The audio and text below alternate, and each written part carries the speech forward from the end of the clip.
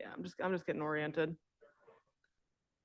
All right, we have 3, 4, and 6. Okay, I can never remember who's who. Okay.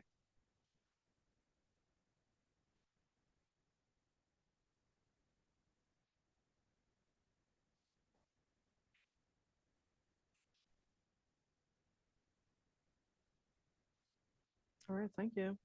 All right, we'll get started now. There will be a meeting of the Medford City Council Planning and Permitting Committee, February 12th, 2025. This meeting will take place at 6 p.m. in the City Council Chamber, second floor, Medford City Hall, 85 George B. Hassett Drive, Medford, MA, and via Zoom. Mr. Clerk, please call the roll. President Bears. Councilor Callahan. Councilor Lemming. Councilor Scarpelli. I see him on here. Oh, no. And then Vice President Collins. Present. 5 present, none absent. The meeting is called to order. Would you make sure that he's a co-host, please? Yeah. Thank you. Sorry about that, George. He is a co-host. The action and discussion item for this committee meeting is, as usual, paper 24-033, zoning ordinance updates with the Ennis Associates team. This is our third committee meeting on the neighborhood and urban residential topic. We were introduced to this topic on January 15th. We got our first look at kind of a jumping off point proposal around new categories for the residential areas of the city. We had some first impressions, questions, suggestions. 2 weeks ago, we saw an updated draft from our zoning consultant, Ennis Associates. Some of the boundaries had moved around. We were able to get a little bit more in-depth on the differences between the various sub-districts, and councilors also made a number of requests, suggestions on places where the boundaries between the various sub-districts should move around to better accommodate the topography, the geography, the types of residential types that are already existing in the various neighborhoods around Medford. So tonight being our third meeting on this topic, we have another amended proposal in front of us that I understand incorporates a lot of the questions, the requests that were made over the past couple meetings. We're seeing for the first time kind of more specificity on the urban residential sub-districts under this topic. And just to quickly recap, the neighborhood residential sub-districts and the urban residential sub-districts, these propose 5 new ways of categorizing existing residential districts throughout the community, creating a more modernized, a more thoughtful gradient from our lowest density areas, residential areas of the city, up to our highest density residential areas of the city. And this is informed by, topography, geography, what the land allows, what the streets allow, the types of houses and homes that are already built around the community, and proximity to things that encourage greater density, such as transit, places where there are many jobs concentrated together.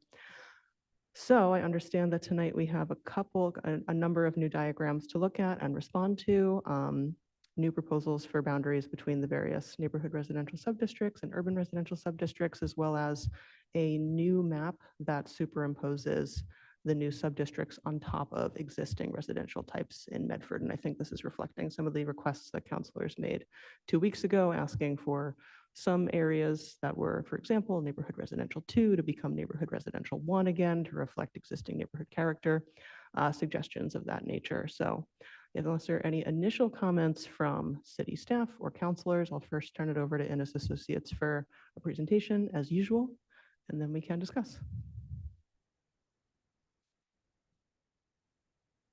All right, seeing none, I will turn it over to Ennis Associates whenever you are ready.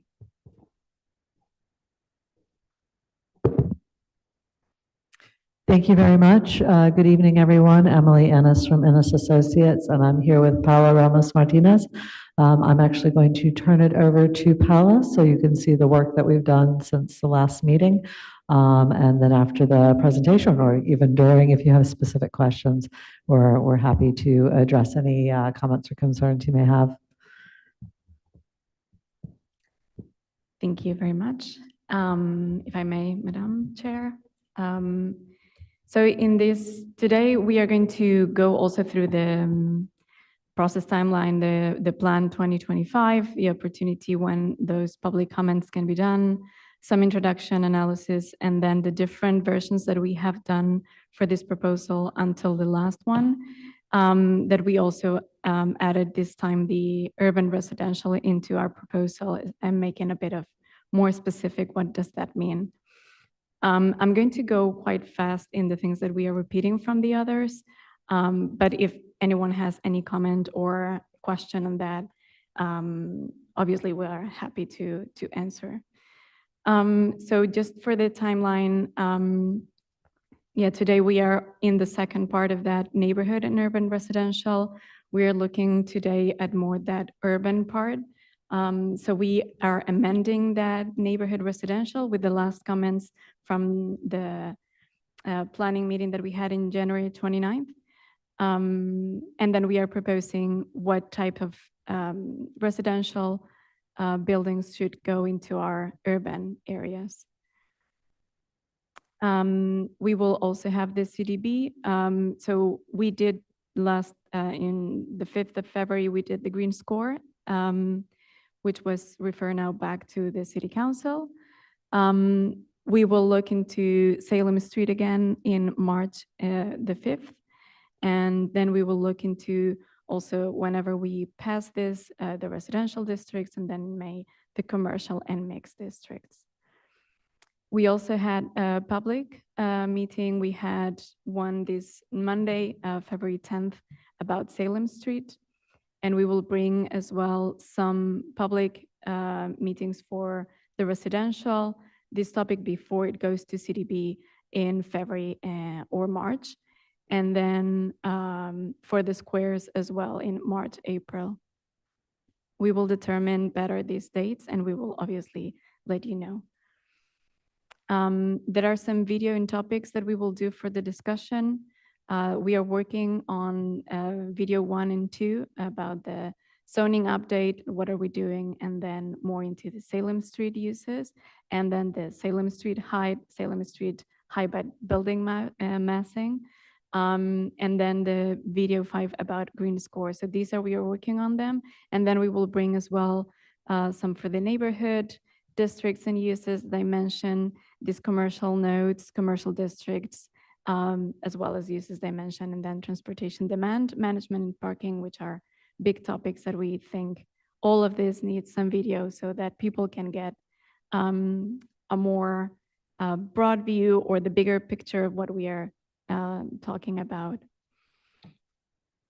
Then the plan 2025, just very briefly, January we did neighborhood residential, February is more the urban residential, March commercial framework, and then the Medford Square, April West Medford and other corridors, and then May Wellington and Glenwood area.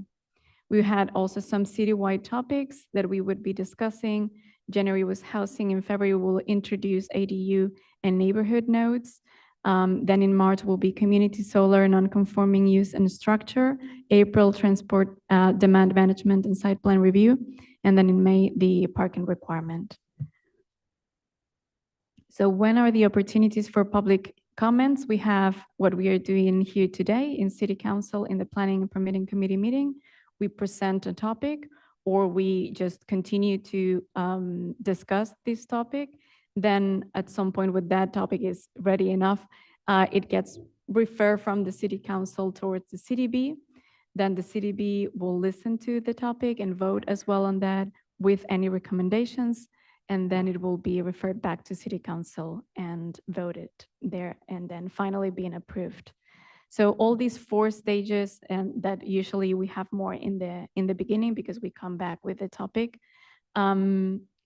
Anyone from the public can comment on these on any of these issues that they want to, or they want to refer. So we have already done some in the City Council. We presented the Salem Street, Mystic Avenue, Green Score, neighborhood residential. Today we are presenting the most urban residential. The Mystic Avenue was already referred, Salem Street as well, and Green Score. In the CDB was presented Salem Street. We had the public meeting, and we will have again another presentation of the Salem Street on the 5th of March. And Green Score was already referred, as I said, and then we will have again these topics being referred again to City Council. So any dates that we know and we are will be updated as well in here. So where do we come from? In January 2023, Medford published their comprehensive plan. And in there are all these topics that were identified through intense public meetings and engagement with the citizens. This was citywide, and there were some opportunities and topics that were identified, and they were done in these strategies of objectives and goals. And so what we are doing here is implementing the part of zoning that refers to the comprehensive plan. So here are some of those that address the issues that we will be talking about. This was the plan that was done from the comprehensive, that comes from the comprehensive plan, is the vision. And we will be talking about all these areas, so the corridors, the residential, the squares, some transformational areas, commercial nodes. So all of these topics we will be talking. We already addressed the Mystic Avenue corridor, the regional corridor. We are working on Salem Street. And now at this point, this meeting, we are addressing all the residential neighborhoods. We will continue with, as I said, with the other regional corridors, with the squares, and other citywide topics. But this is the map that we use as the vision. So here's your your current zoning. We are using, so what we do now is using all these maps that are analyzing certain topics. This, for example, is about all the transportation modes. Then we have the non-exclusively residential neighborhoods. So these are more commercial or mixed use areas. We identify them as the corridors, squares, institutional, or certain special districts. These are all the building types for the residential that are in Medford. So all identified as single family or duplex or 3 units.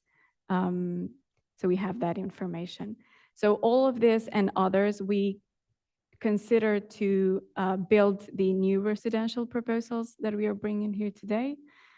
So what factors are we considering is the proximity to high frequent and efficient public transit, proximity to higher job density areas, lot sizes and topography, existing residential types, transition between low and medium density areas. So all of these factors are playing a role in the decisions of where these new residential neighborhoods go. So these I'm going to go fast because this was version 1. We brought this as a version 1. This got amended to go into a lower density, which we did, but when we compare these to the existing types, we're actually downzoning some of the existing areas. So we did another proposal, and that's the version 2. There were some comments, and that's where we bring the version 3. So here only with the neighborhood residential 1, 2, and 3. This means neighborhood residential 1 is single unit dwelling plus ADU. Then we have historic conversion up to 2 units. Neighborhood residential 2 is single dwelling plus ADU, 2 unit dwelling, and historic conversion to 3 units. And neighborhood residential 3, single unit dwelling plus ADU, 2, 3 unit dwelling, townhouse, and historic conversion from 2 to 4 units. Sorry, this should be, from 2 to 4 units. So what are the changes that we made to the previous one was in West Medford, we did that transition from 3, 2 to 1. So in the northern area, you will see 1 neighborhood residential 1. Then up in Lawrence States on the east area up of Medford Square, it was for neighborhood residential 3. Now is neighborhood residential 2, as well as one little square that was also there a bit south. So those were changed as well. Hillside, on the other side of Boston Avenue, there was some division between neighborhood 3 and 2. Now they are both neighborhood residential 3, because what we saw is that it's very similar in the typologies that are there. And I think that is all of the changes that we've done. And we are proposing the difference between urban residential 1 and 2. The urban residential 1 is 2 dwelling unit, historic conversion 2 to 5, townhouse 3 unit dwelling, and then multiplex. And this is allowing for 4 up to 6 units. Urban residential 2 is townhouse 3 unit dwelling, multiplex 4 to 6, and then multiple unit dwelling plus 6 units that is basically only up to 3 stories high. That's the maximum height. Anything that goes higher than that, what we recommend is to not have it as an exclusive residential district, but to have a mixed use, so that when you have that much higher density of residential, we recommend to also include some commercial, retail, some other uses, so that it can provide for that residential density. And that's why you will see there a mixed use. And in this area, what we have found is that a lot of these more urban areas that have bigger developments, they don't go higher than 3 stories. And that's why we have all of them in these urban residential 2, except for this area of Riverside on the south, that they go higher than that. And that's why we propose that as a mixed use instead of another urban residential. And here we have the same as we did for the others. We just, these new districts, we put we lay over the building types residential. So it's easier to see what is there now and what is coming, or what is being zoned up to. So if you think this will be a good place to stop, and then that we can get some comments from all of you.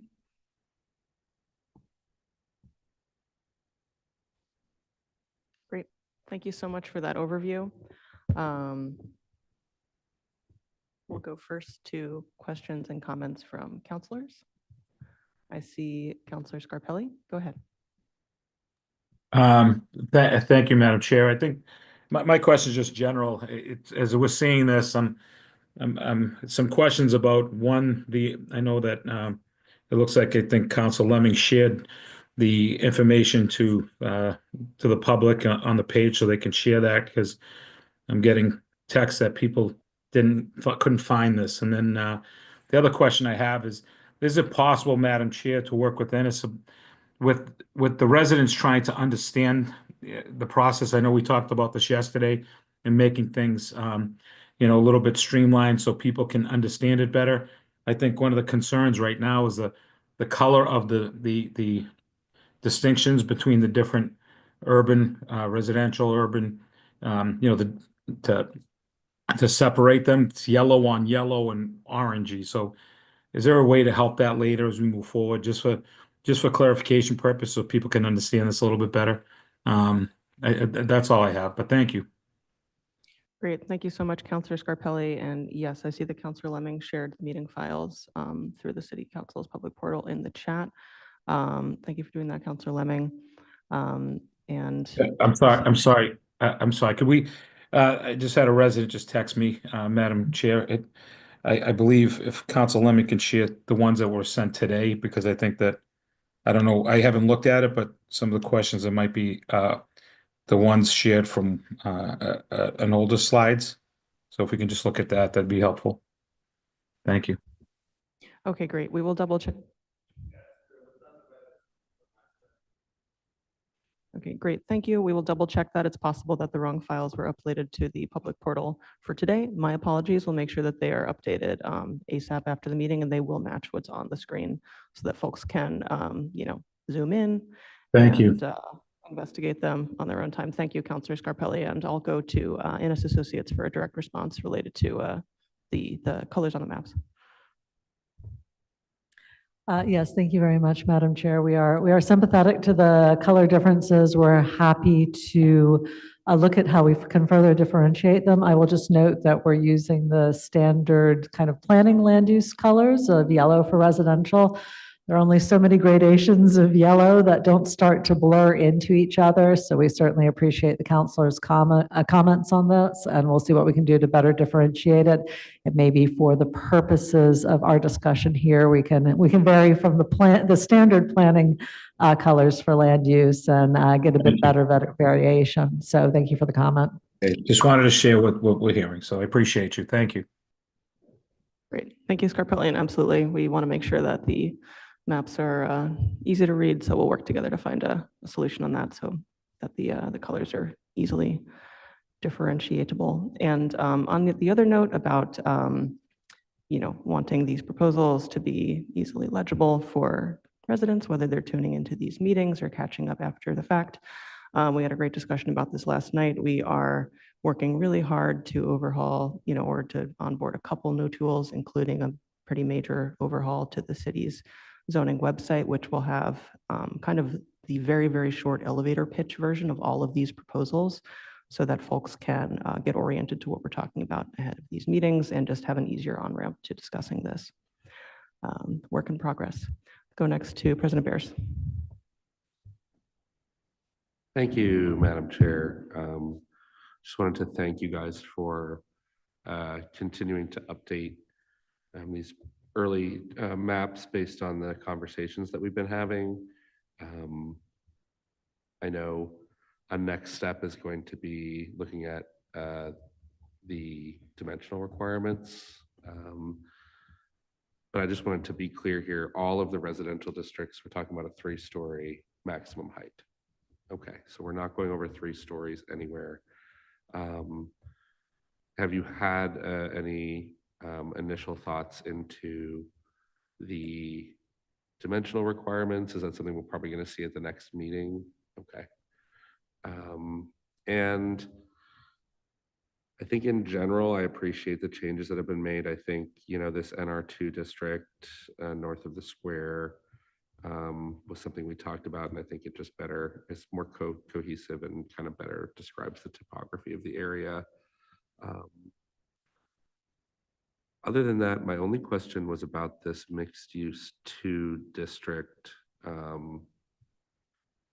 or potential mixed use district, and that looks like it's at the Mystic Place Towers, essentially. And is the idea there just that, I'm guessing we're not going to see a significant redevelopment of that in any reasonable period of time, but is the idea just that we don't want to put that in an urban residential too because it would be non-conforming because the structures are so tall? Okay, thank you.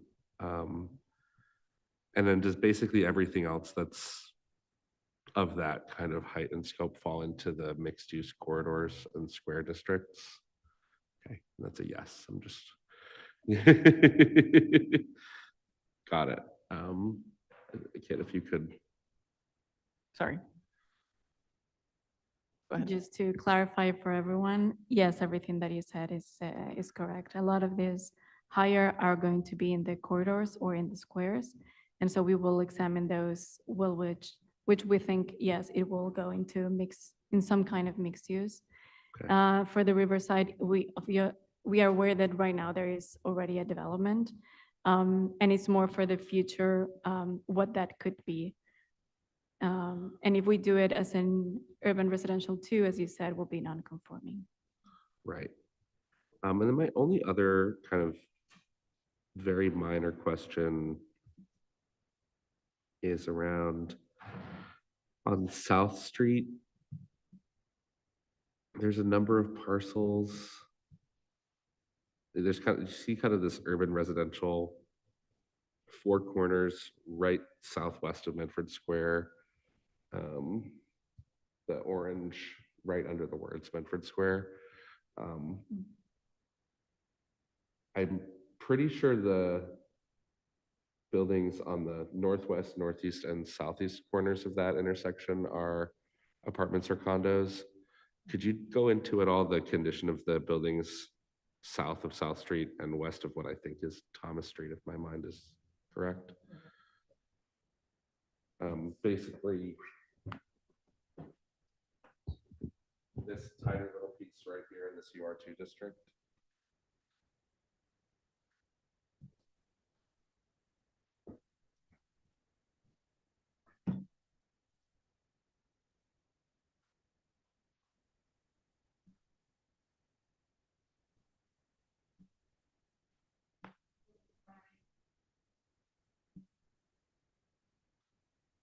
Kit, if you could. Sorry, go ahead. If I remember correctly, sorry, there are a lot of buildings that I looked in to do this. These were multifamily above the 6 units, if I'm not mistaken, and these were up to 3 stories. So that's why the category would go into the urban too, only because it's multifamily more than 6. I can look at that and check if that is as I remember. Great. Yeah, if you could just, that's the only thing I looked at Okay. that I saw that I thought might be. It's just that south, if we take the 4 corners of that intersection, that southwest piece, I might be remembering the build condition differently than it actually exists. But thank you, and I really appreciate this updated proposal. I think just making clear to everyone that we're talking about 3-story structures in these neighborhoods is just really important. And that, dimensional requirements and those other things are going to really come into play. But, the only other thing, we talked a little bit about kind of a design guideline or, I don't know, advice, something like that around slopes of roof lines and enabling that 3rd story to be mostly utilized, but also try to keep with some of to avoid the flat roof kind of effect. Is that something we might be talking about for when we talk about dimensional as well?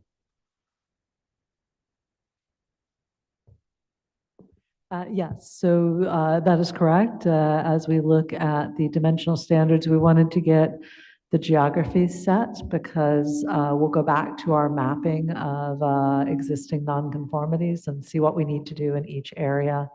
How close can we get to the ideal for each of these zone types? Do we need modifications for a specific area?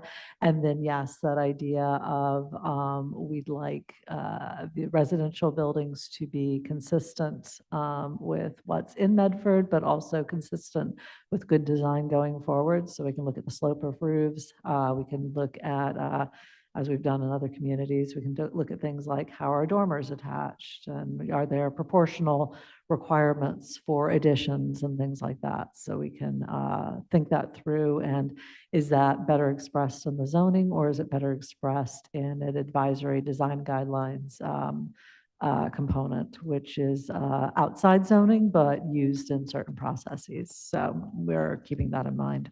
Great, thank you. Great. Thank you very much. We'll go next to Councilor Lemming. Yep. Thank you. So just some general requests for the consultants and city staff, either to clarify what's currently in the zoning or what some of the options could be moving forward. So I'm currently working in a city group that is investigating the possibility of starting up a community land trust. And we were looking at a couple of different potential city-owned parcels around the city, and some of them were some of them were constrained by current zoning. So even if we were to decide to put a community land trust into some of these areas, it would be very little um, community-owned affordable housing that could actually be built. So I would like to know, just for a future meeting or even an email, what some options for something like that would be. Like, what are the cities, what do the cities currently offer in terms of an inclusionary overlay? And is there a possibility of putting something like that into the current zoning? Additionally, is infill zoning going to be a part of this? That's another thing that I would like to see just kind of mentioned or explored. I've also been pushing a lot for a transportation demand management program because, which I understand we're going to discuss in April, but Everett has implemented that very successfully. And I would like to see if some of the consultants would be able to reach out to some of the planners within Everett to understand some of the details of how they've implemented that and whether it's only applied to urban areas or whether something like that usually goes into residential areas. Essentially just a little bit more information on some of these, not specifically these zoning maps, but some of the rules that could apply to residential areas. So thank you.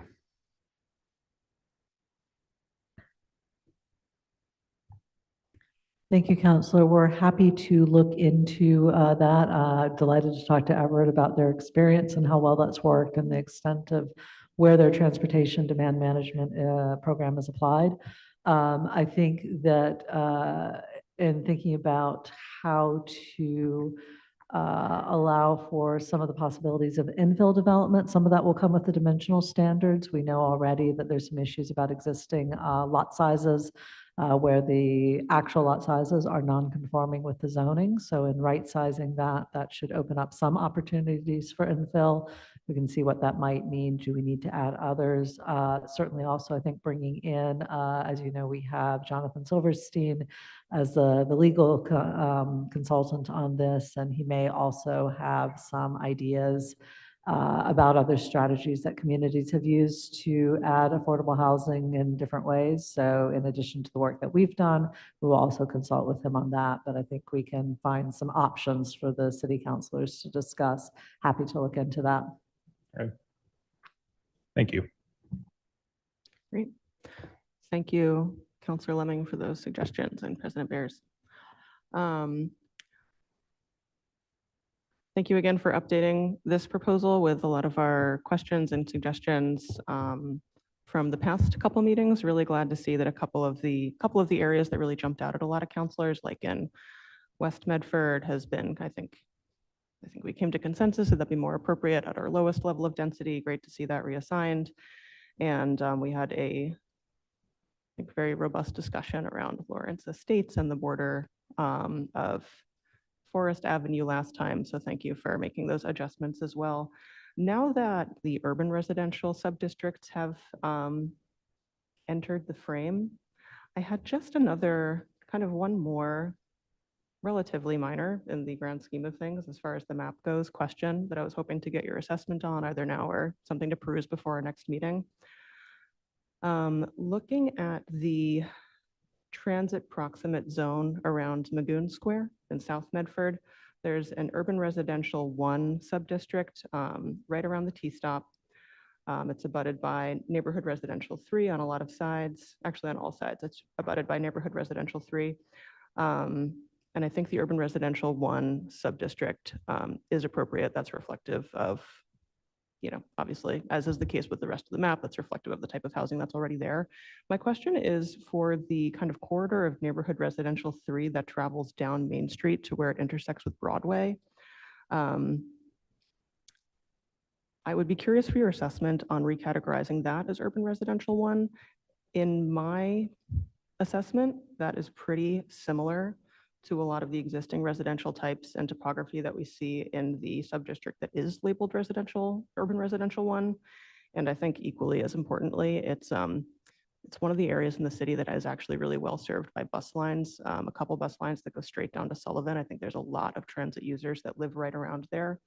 And I wonder if that could be upgraded to urban residential 1 to reflect that, and then have it grade down into, neighborhood residential 3, in keeping with the current proposal.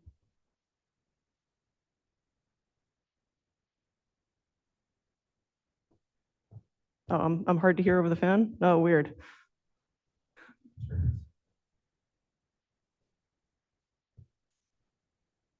Can you hear me better now? I can repeat myself. Oh, Yes, because the air turned on, we're not quite sure which district. I think we didn't quite catch which district that you meant. So, Great, so the sure. short answer is we're happy to relook and see the the building types that are in the area, and understand whether or not it should be reclassified. So yes to that, always happy to look at that, but we just want to confirm the area. Absolutely. Yes, sorry about that. The air conditioning in this room is famously louder than I am. The area that I'm talking about is in South Medford along the Main Street corridor. You have the urban residential 1 subdistrict that's in the Magoon Square T-stop radius. And then southeast of that, on either side of Main Street, we have neighborhood residential 3. My observation is that I think in existing residential types, that's really similar to what we see in urban residential 1. And it's very well served by a couple of bus lines that go straight down Broadway to Sullivan Station. So I'd like to see that assessed for if it would make sense to upgrade it to UR1.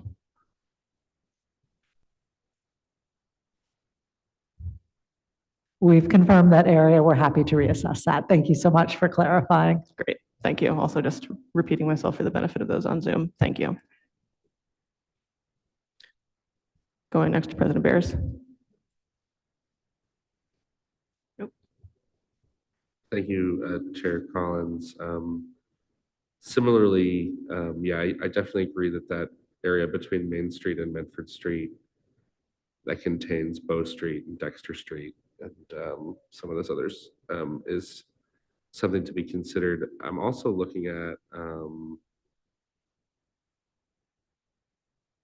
the area between Boston Ave and the Somerville border. It's just those three kind of parcels on, or sections of parcels on, like Bristol.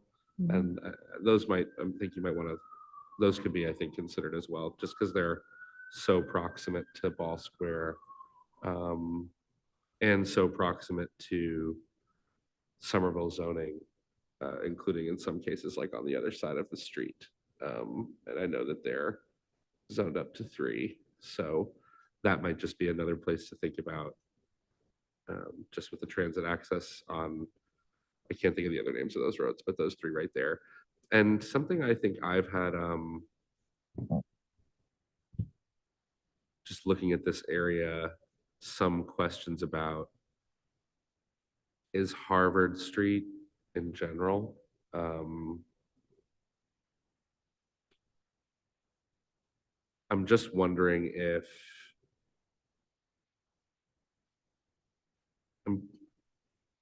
I mean, I think it'll be relatively easy when we talk about the corridors to, decide more specifically what the corridor parcels are. And it looks like from your nodding heads, that's kind of the thought that you guys are having as well. And I see that on Main Street and Medford Street. But I have just a general qualm about Harvard Street. It's certainly a corridor from the perspective of vehicular, bike, walking traffic. Like, it's a connecting street.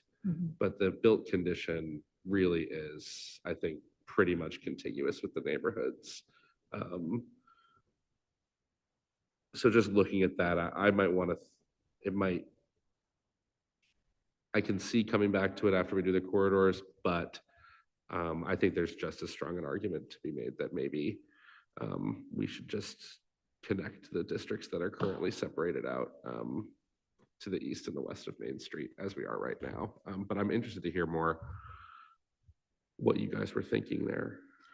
I'll let Paula answer to what we were thinking in the specific place, but I do want to touch on that larger issue that, we're taking the city pieces at a time. And I think for almost everything, maybe with the exception of Mystic Avenue, which was fairly self-contained, I think, when we looked at it in many ways. But I think as we fill in the other corridors, the squares, we're likely going to see some areas where we want to make some final boundary changes. I think as we get more information, as not just the input from yourselves, but from members of the public that we've heard from during this process, that there's probably going to be sort of oh, let's look at that parcel a little bit harder. It needs to go one way versus the other. So we think it's really important, as we're doing now, to get the neighborhoods as right as possible. But I think we should all be aware that we may have to come back and just make some changes to those boundaries. Sometimes boundaries are a little fuzzy. So what looks right either when you're on the ground or what looks like when you're looking down on the map don't always agree. And so, which is of course one of the reasons we're having these conversations, but just to be aware that there'll be some fine tuning towards the end. And just before Paula goes, just directionally, we're probably talking about the neighborhood zones moving in towards the corridors, not the other way around. Right. So people, probably parcels that might not be in the neighborhood boundary right now, probably ending up in them versus the other way around. Right. Okay. Yeah, I agree with you that that was a very if we have Mystic that is regional, then we have others that are more like neighborhood. This was even a lower scale of those. And I think that maybe at the end we'll end up with just the crossing with the other to be just that corner of mixed. And then the rest would be the residential matching what the neighborhood and what is already there. Yeah. So it doesn't mean that because we say a corridor is going to be all mixed use, there will be, like we have in Salem, entire blocks that are residential. So once we look at that street, we will see maybe it's only when it touches Main Street that then is that corner of mixed, but then the rest is just residential. Yeah. Okay. And that makes sense. And I think, yeah, some element of the more I looked at it, the more I was like, this feels more like kind of that dashed corridor along High Street that we have. And I think there's probably some of Boston Ave abutting parcels to, and I see them, you have the Boston Ave parcels on the southwest side of Boston Ave that are in the neighborhood zone and up to a certain point, and then you have the mixed uses. And so I see where you're going for there, but I think it's just important to note for folks that just because something is still in that kind of mixed use square and corridor boundary right now, there's a likelihood, especially if it seems like a lot of the existing structures are purely residential, that those are going to end up being part of the residential districts or something rather than part of the mixed use or square corridor type districts. Yes, and I want to echo what Paula said. As we're learning from looking at Salem Street, which is defined as a corridor, we're hearing, as we boots on the ground again, right, is that idea of what's a corridor versus what's a neighborhood. We've also talked about these areas of the neighborhood hubs where there's already existing commercial that's serving neighborhoods. How do we make those conforming? How do we allow for those without disrupting neighborhoods? So I think we're learning some lessons from talking with Salem, looking at Salem, delving into that will then apply of that push-pull of where neighborhood is versus where the mixed uses is, and then mixed uses are, sorry, my English is going on a Wednesday. And then also, where do we have these hubs of activity at what scale versus where do we go back into the neighborhood? So I think that will be a continuing conversation as we move through this. It's a good, this back and forth, this iterative back and forth, I really think lends itself to that process of evaluation. Great, thank you. Great. Thank you, President Bears. I appreciate that point. Do I see any additional comments or questions? Or President Bears, go ahead. Sorry, just, I know there was also the commercial nodes, so maybe we want to talk about that.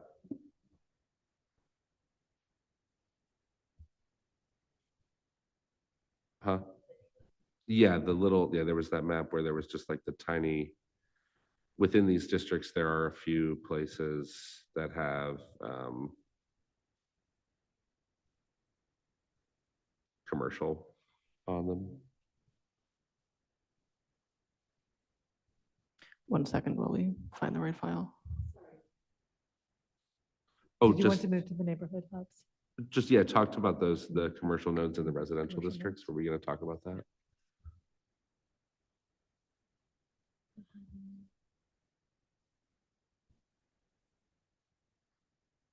Yeah, if you want to go to that, yes. Go for it. No, it's fine. Sorry, we were sideboarding a little bit because there's another area that, now that I'm looking at it again, I'm realizing maybe we should consider it being different than the way it's presented on the map. And so I just wanted to raise that to you all tonight, rather than have it just show up different because I said so offline. So there's an area that's urban. So I just wanted to make sure, like sort of flag, in this proposal, urban residential 1 and 2 doesn't actually allow single dwelling units by right. So single family homes in those neighborhoods would become non-conforming. And we're generally trying not to make things non-conforming. So if you look at the area that I think if I describe as the Tufts T-stop, there's an UR1 and urban residential 1 right above it that is actually very heavy single family homes. And I'm proposing whether that would actually be more appropriately NR3, because the request for density is because those homes have the best proximity to a T-stop anywhere in Medford. That is really walkable. So you should be allowing more density. But I'm mildly concerned about making that entire area non-conforming and how that would play out in the long run for various things.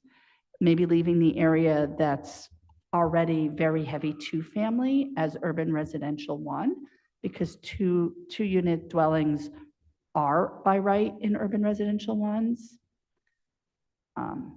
So I kind of wanted to flag that as something we should look at again. And I think Emily wants to follow up on that.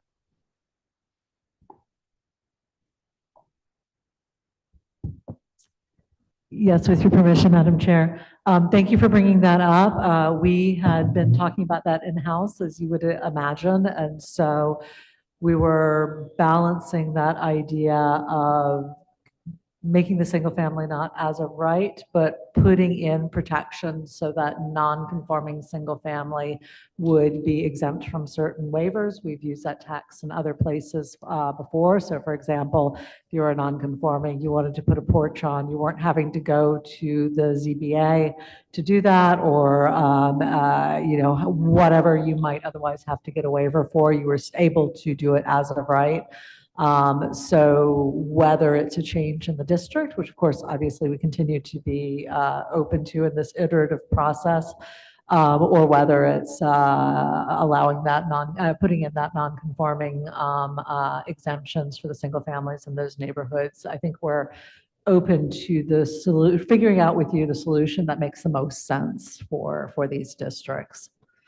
And that may be something that we continue to leave open for a little bit until maybe after you've seen what that language would look like, or it's something that we address now, whichever makes sense at this point.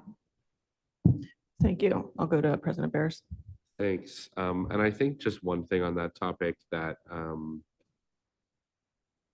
think the most important thing that, and I think we were reminding a lot of folks of this on Monday night, right?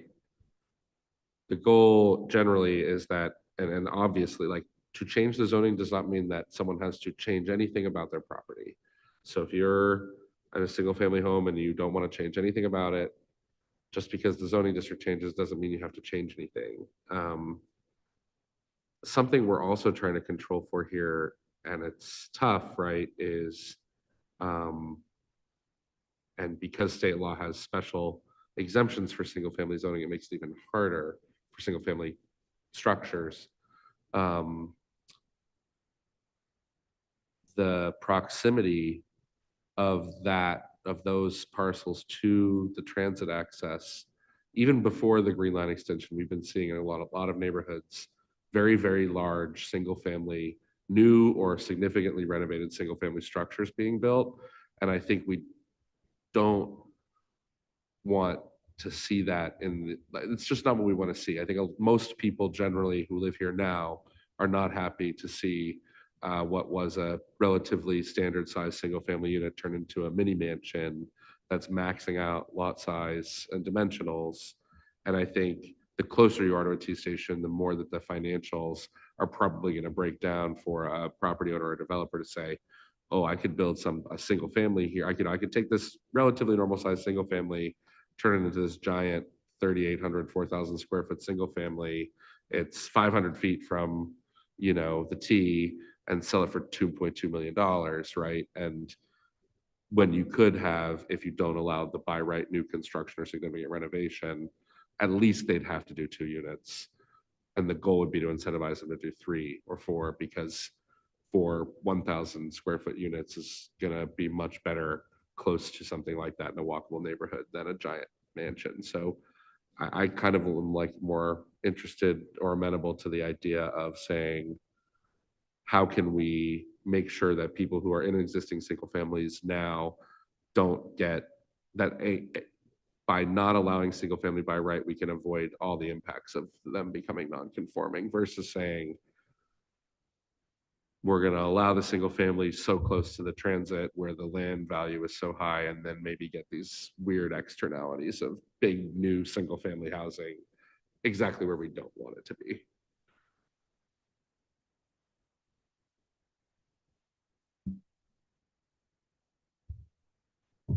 Right. And so I just wanted to follow up on one of the points that Emily was making, and it sounds like Emily has a solution for us. If you have a non-conforming building and you want to do something to it, even if that would have been by right before, now you need to go to the variance. And we do not want to be sending a lot of single-family homes to the ZBA.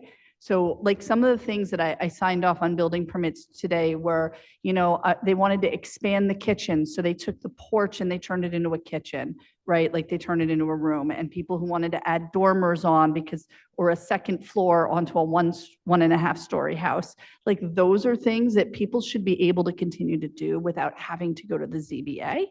And that's the kind of thing that we want to hit that balance. So if there's a way to put that in so that those existing single families don't suddenly become like unable to do any nice improvements to their house. And I'm not sure, I don't actually know how far, I was signing off on kitchen remodels and new bathrooms today. I don't think that would actually fall under here, but I honestly don't know. So. And if I may add something to that. So now that the protected use ADUs are law, and we're trying to update our process. So our zoning isn't updated, but we have to allow these. So the building commissioner and I today were going back and forth of trying to adapt our accessory structure ordinance to the new regulations that were recently promulgated. And one thing that I'm concerned about is, so they're only allowed, well, we could have more permissive requirement or allowances for ADUs, but right now the protected use ADU is only required to be allowed in single family zoning districts, which they defined as any zoning district where single families are allowed, either by right or by special permit. So these, if you have a single family in the UR1, would they be able to add an ADU, or would that just be something that we would have to amend our zoning? So it wouldn't, yeah.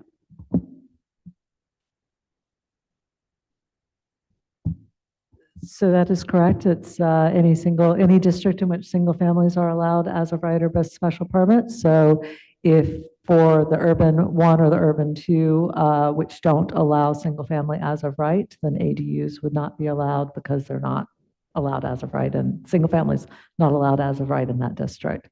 We did discuss that at one point as well, to try and think of what the implications were of ADU. That doesn't mean that you couldn't allow ADUs in those districts, but they wouldn't follow, our understanding is they wouldn't fall under that law. I hope that helps.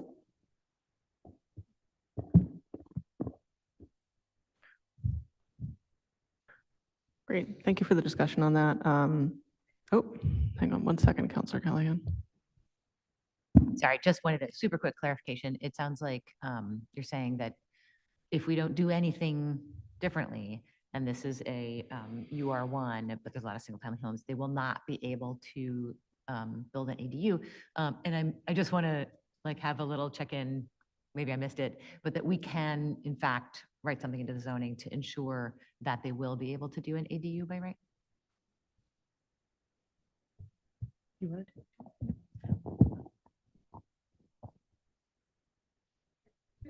So, Madam Chair, if we could say that, or that ADUs are allowed on single-family homes in this district, or single or two-family, whatever it is.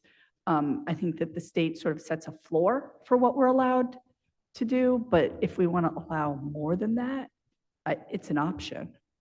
I just want to make sure that we're not like allowing ADUs in all the single family places, but if there happens to be a single family home in a, zoned something that's not single family, that they're not then not allowed to do the same thing all the other single families are.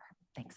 I think the question, just to paraphrase, is we want to make sure that a non-conforming single-family home could still build an ADU. Or I'm paraphrasing your question. Yes, it is our understanding that you can always be more permissive, but you can't be less permissive. You can't be more restrictive. Thank you. President Bears? Just to draw this down to like maybe an unnecessary rabbit hole of use case, but this is probably only going to apply if they want the accessory unit and accessory structure, right? Because otherwise, if it's in the principal structure, they just call it a 2-unit and that's allowed by right. Yes and no. Okay. So ADU, the difference between a 2-unit structure and a single unit with an ADU is that ADUs usually have size restrictions. Right. Whereas so you could have, I think the state is 900 right now, 900 or 50%. Yeah. So thank you, Paula, for bringing up the right amount. I should have just looked over at your screen.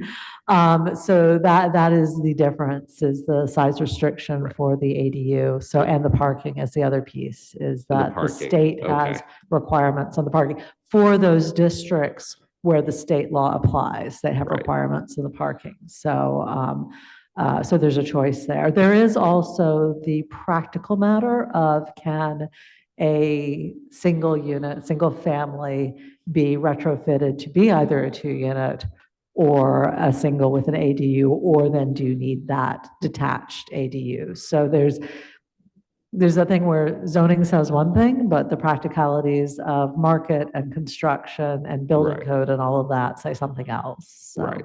So it's certainly case specific, right. where the 2-unit, you would have more freedom as to the square footage, but maybe a higher parking requirement. So you might choose to do the ADU because the parking requirement's 0.5 less. And so you can fit that on the lot based on the dimensionals. But certainly, I guess my main question is, you'd have to do that if they wanted to do it in a non-principal structure, right? Like you couldn't have, because we're not allowing two, I'm assuming we're not allowing 2 principal structures on the same lot. Like they couldn't say it's a 2-unit, but 1 unit's in a detached garage and 1 unit's in the principal Right. structure. Yes, Okay. yes. Yeah, but it would be a detached ADU at that point, rather than a duplex is attached. Right. Some form of it is attached to each other. So you wouldn't have principal house A and principal house B and call it a 2-unit. Right. Yes, And agreed. so that's a case where not allowing the ADU for the non-conforming single family would eliminate the ability to add a second unit either way, because so I think that's where I'm just trying to take it down that Yeah. rabbit hole where like, oh, well, But they could have 2 units anyway, so do they need it? But not if they wanted a detached structure, if they want to preserve a carriage house or something. Right, Um, and they may, with respect, they may want an ADU for other reasons, Right. right? You know, as opposed to a second entire unit. There's a whole host of other reasons why that might be the Right. case. So I think then what that becomes is, as we're looking at our non-conforming language to address a single-family house that is now in a district that doesn't allow single family, which is, I am certain, although I haven't looked yet, but I have seen it in other communities where you have a single family in a commercial district. It's non-conforming, has to go through variances. So it's not an unusual case, but we want to add language that allows it to have waivers from those variances. We also would want to add language that allows it to be able to put the ADU in there consistent with other single family, and we can do that. Yeah, okay. And I think, I mean, I'm sure you'll do it, but we had some of these conversations when we were doing the new non-conforming sections of the recodification a couple of years ago. So there may be some language that's already applying citywide that might help here. We'll just need to evaluate that. Thanks.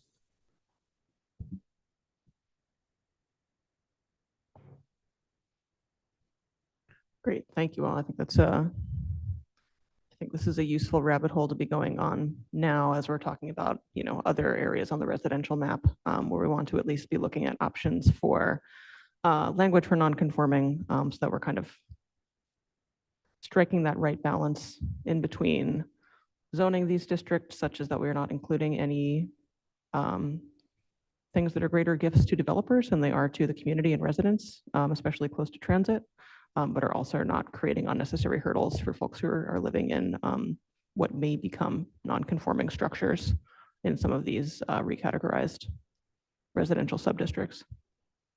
I'll go to Councilor Lemming. Thank you. So not to explore various steps of the rabbit hole too much, but just to remind the planners and consultants, some of the folks at Housing Medford and I did work on a draft of an ADU ordinance a couple of months ago, which we discussed pretty extensively. So I just want to make sure that that draft is on your radar. And if it's sort of buried in layers of emails, then I can resend that to you as well. I understand that some parts of it might have changed because some of the recent state laws have been updated since then. So it's possible that that version of the ordinance, parts of that version of the ordinance could be irrelevant, but a lot of the work on rethinking ADUs has been done by local housing advocates. Do y'all currently have that draft, or do you, sitting around somewhere? I know that Danielle, we had a meeting about that.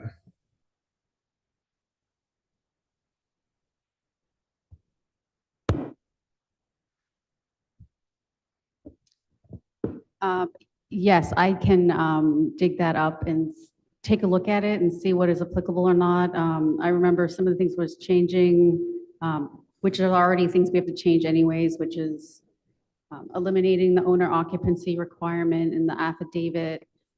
And I'm trying to remember what else was the big changes in there. I don't recall if there was discussion about making the detached ADUs by right, or if those. I wrote a blog about it on my website on May 5th that explored the topic specifically. Parts of it was like the owner occupancy requirement, I think was kind of the biggest area of disagreement. And there were sort of good points on both sides about that. And there was also converting whether just details of details a garage to an ADU versus a detached ADU, things like that. But a lot of it should be in the draft of the draft ordinance that we went over. Although I do understand that it was many moons ago at this point that we last discussed that, but it is coming up on the timeline to get to that part of the discussion. Yeah, so the good thing is we don't actually have to make that many changes to our ADU ordinance. We just need to put in what are reasonable dimensional standards.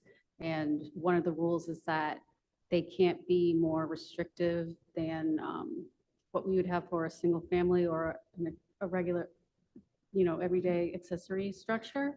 So if the setbacks for your accessory structure, which are 3 feet, then the ADU can only, can't be required to be more than 3 feet. And so you need to put those in.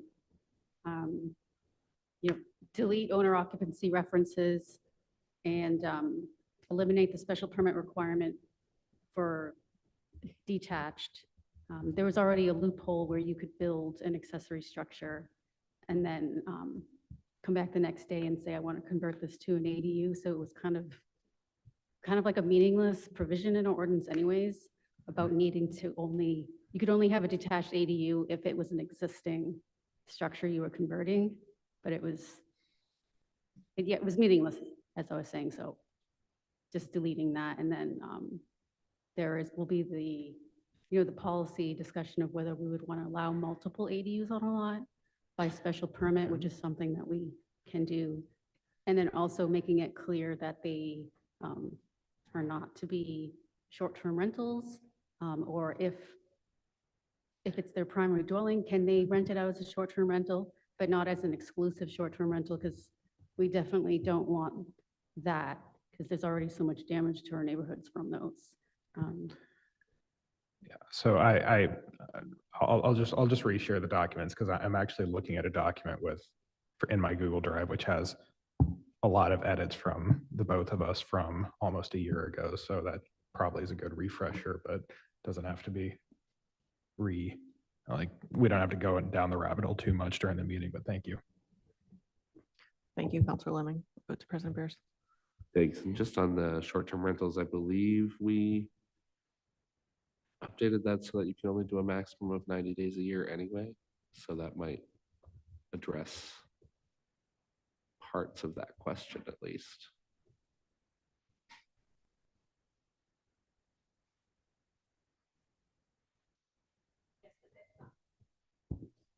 But it depended on whether that was your primary dwelling. So if you have a 2-family, you can't rent out the second unit as a short-term rental because that's not actually your primary or your principal resident. You're in one of the units, not the other one.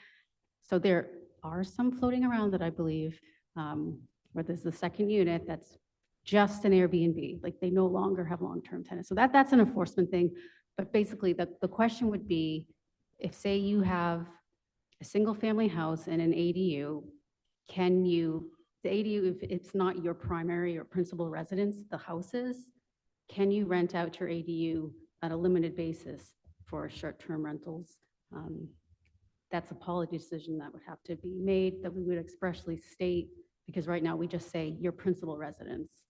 And is the ADU an extension of that? I don't know, but we should probably make it clear.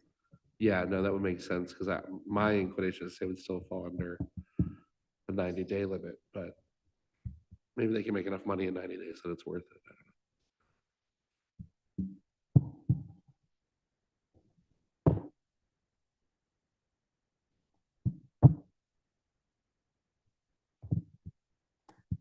Anything additional on this, or were you just passing the mic back? Okay, great, just checking. All right, thank you. I think this has been a productive discussion on some of the accessory topics that, residential zoning gets into pretty quickly. So thank you for that.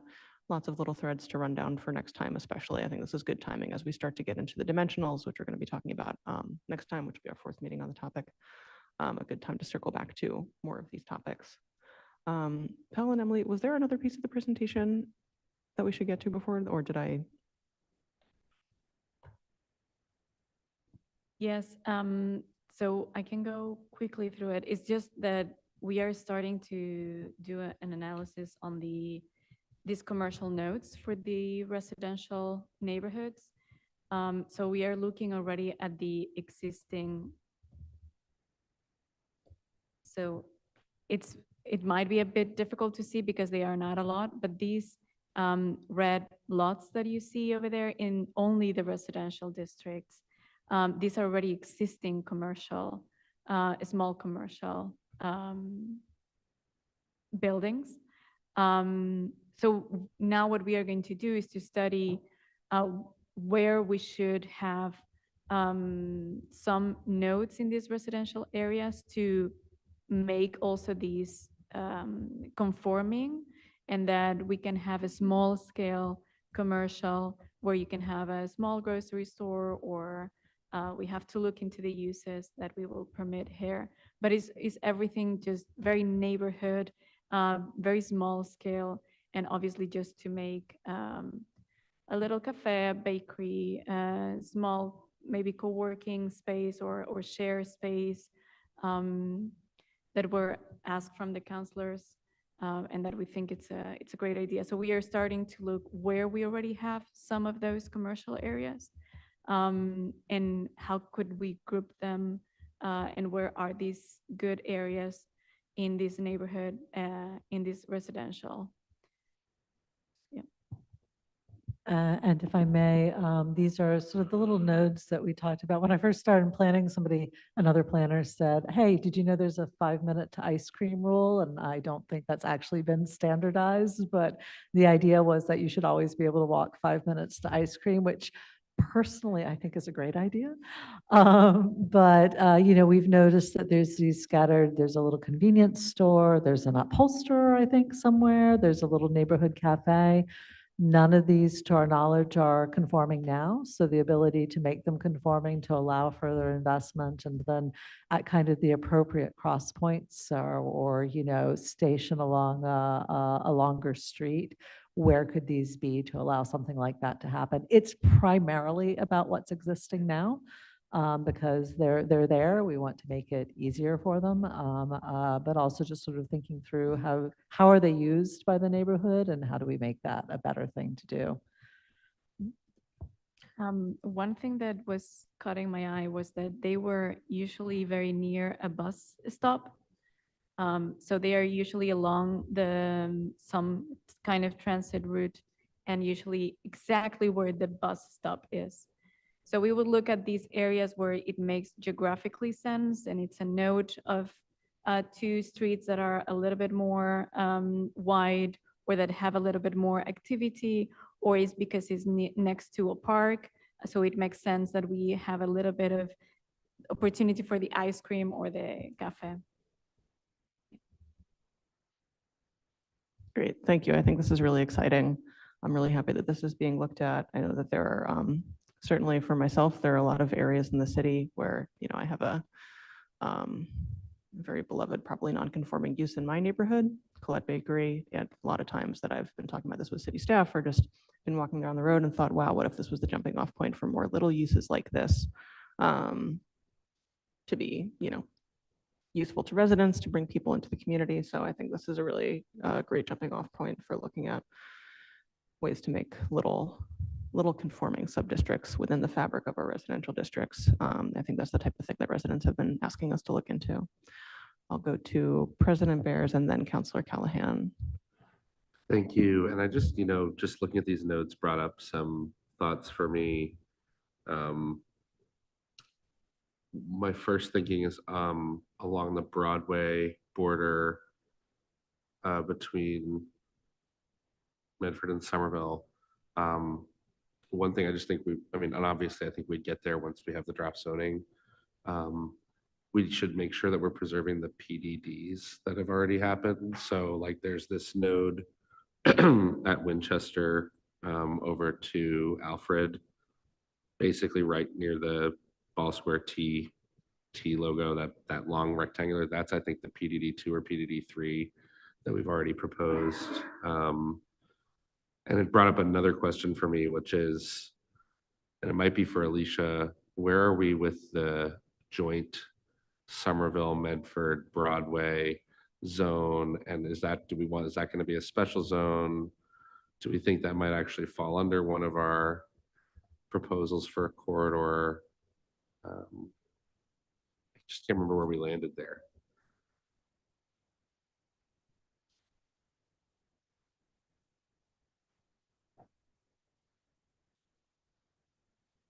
So Madam Chair, for reasons I'm not clear, the final version of that report hasn't come out, but it's in a pretty finished way. So I will send it over to our consultants, but it actually lends itself very heavily to a corridor.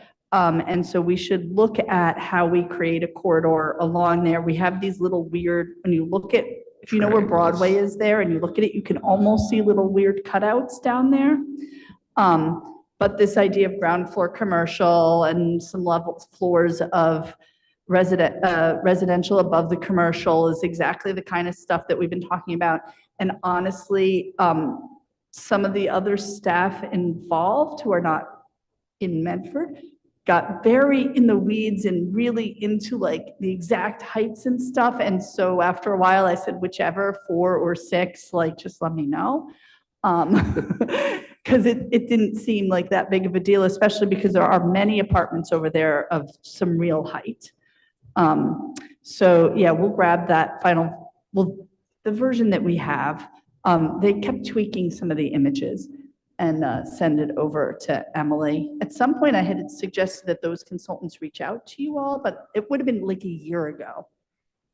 Okay, so we'll send it over. Great. And Alicia, actually, maybe just before, also the, we now have this application for the CAPI site. Yes. And so that's another one of those, it's that node right over at the Super Collider intersection at Wellington. So to be clear, the CAPI site falls right now under our, and it's interesting, it's not really put on here. So our MBTA zone, Yes. the Wellington area MBTA zone is not highlighted on here. It falls into that area just below the UR1. The request from the CAPI site, although this is actually very straightforward, and one of their requests is directly in line with our recommendations and would have come in the cleanup stage. It's changing LEED certification from being certified to certifiable. And we said to that, Lori, like, absolutely, we agree. We would go eventually and change that. The other is that we require buildings not to be too far set back, right? So it has to be within 15 feet of the lot line. It can't be way back floating. And they've actually produced an 1800s easement from the state of Massachusetts that requires that on one side of their property, they have to be set back at least 20 feet, and on the other side, at least 25 feet. So what they provided was language that says that if there is an easement, and I think it may say in the easement from the state, then that will actually supersede our zoning requirement that we would set it back that far rather than the 15 feet.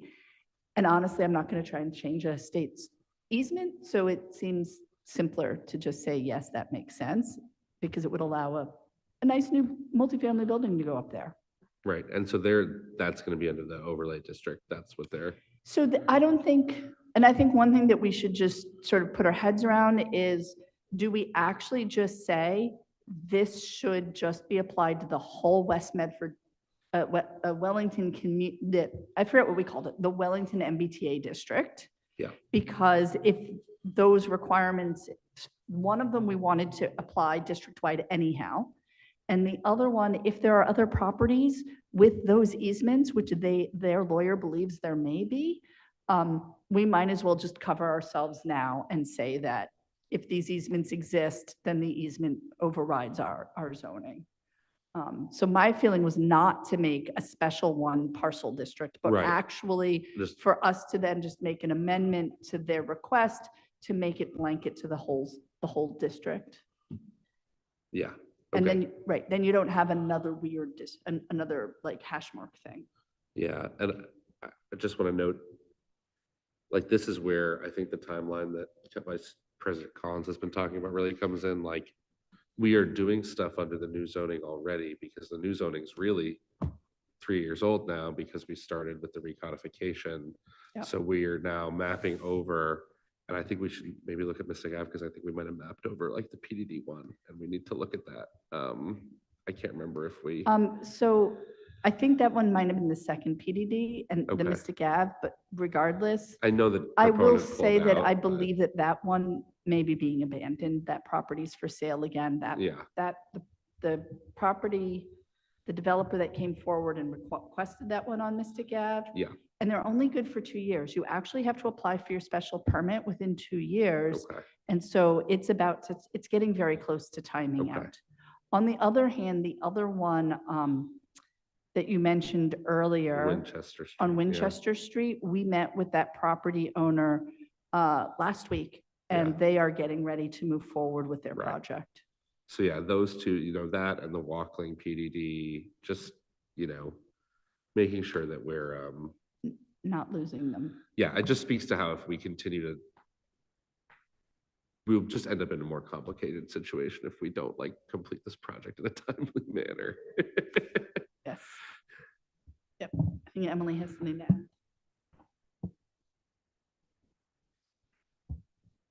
So I did just want to clarify that the commercial areas that we called out there are the ones that are currently in neighborhood districts, which is why you're not seeing some of those things that are currently in commercial districts. Those are still whited out at the moment. So just for people looking here going, why am I not seeing X? That may be why. We're also happy to look at the PDD with planning staff. And just to add to that, this is not the proposal we are working, this is just the analysis, right? This is the current state, and we will work where those notes could come and propose that. Thank you so much. Counselor Callahan. Thank you. So I so appreciate you looking into this, and especially into where these small commercial districts already exist in Medford. I will say, as we have gone through this whole zoning process, I think the thing I am most excited about is what I have been calling community mixed use, which I think is exactly what we're talking about. The idea, and I've phrased it as, within a half mile of every home, having a corner where people can go and there would be a space that was co-working by day, community events by night. There would be a cafe. There could be a bookstore, a small grocery. So all of these things, and I love the reframing to a 5-minute walk to an ice cream shop. That everyone should be 5 minutes from ice cream. So these things, I think, to me, are what I'm the most excited is to really bring walkability and the neighborhood feeling and the idea that you're going to get to know your neighbors in this specific place that really is designed for you to meet the people who live on your block, 2 blocks over, near you. And in part, what I am really hoping for is, as I talk to people who have lived in Medford for a very long time, one of the things that they don't like about the changes that are happening is that they have known their neighbors their whole lives. And they really feel this break with the people who are new here, who aren't getting to know their neighbors. That is troublesome. And I personally agree, as someone who has moved often, I wish that I knew my neighbors better. I wish there was somewhere that I could go. I mean, for me, it's Colette Bakery because, we pass it every day that we go to school. And so we stop in and we know people there. But I think everyone should have a place, whether they have lived here for 50 years or whether they just moved here, they should be able to walk somewhere that they will have an opportunity to get to know their neighbors. So this is very exciting to me. And among the uses, I would love for us to consider children's and teens activities, because I think that is also something that I hear often from residents, is that we don't have enough activities for families.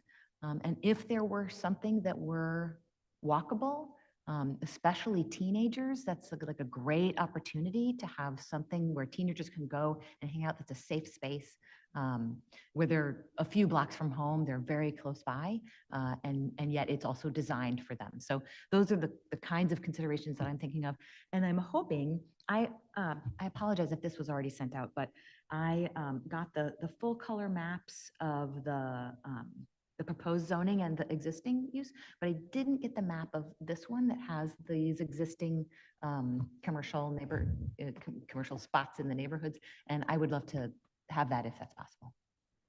We'll you have so those much. recirculated after the meeting and uploaded to the file for this meeting as well. Thank you. Thank you. Yeah, Fair they're enough. as of this meeting on the Civic Clerk. Thank you. The power of the internet.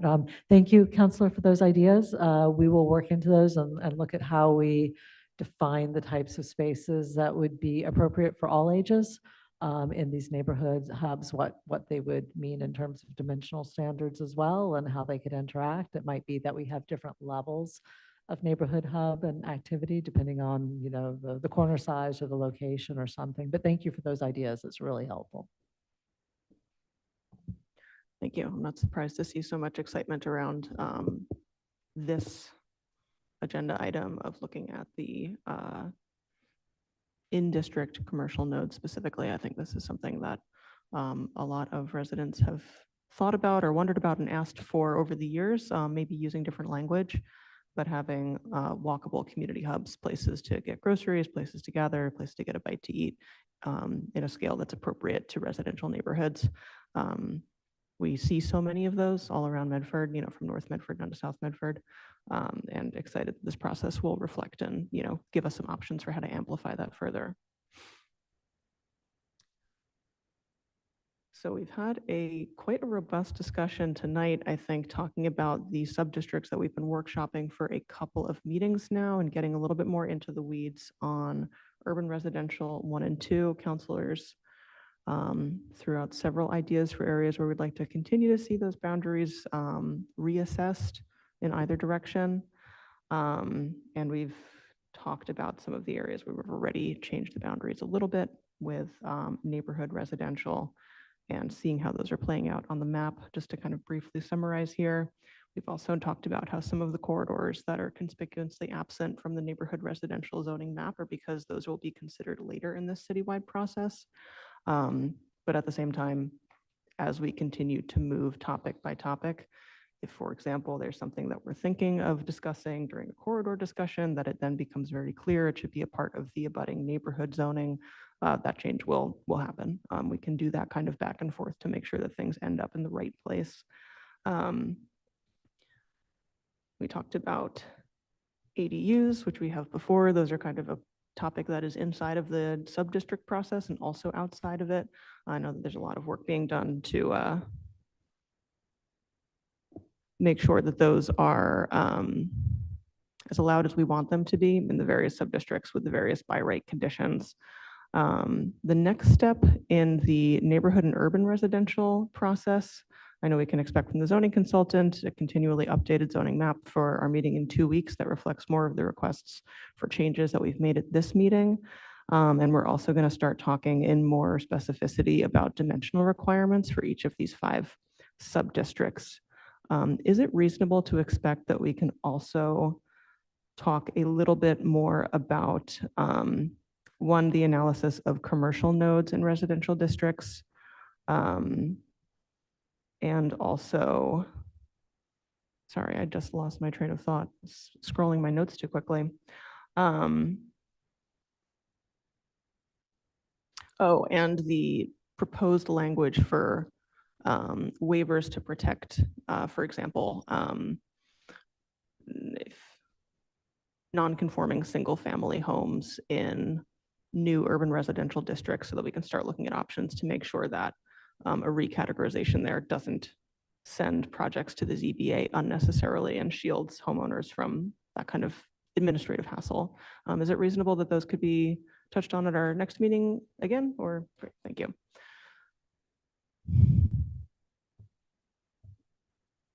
Yes, Madam Chair, I think we can address both of those things at our next meeting, at least at the initial draft, get some feedback and then confirm it afterwards.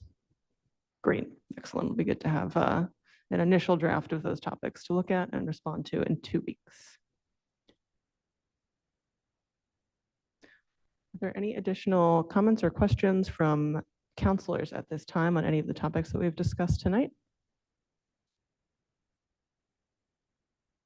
All right, seeing none, we'll go next to public participation.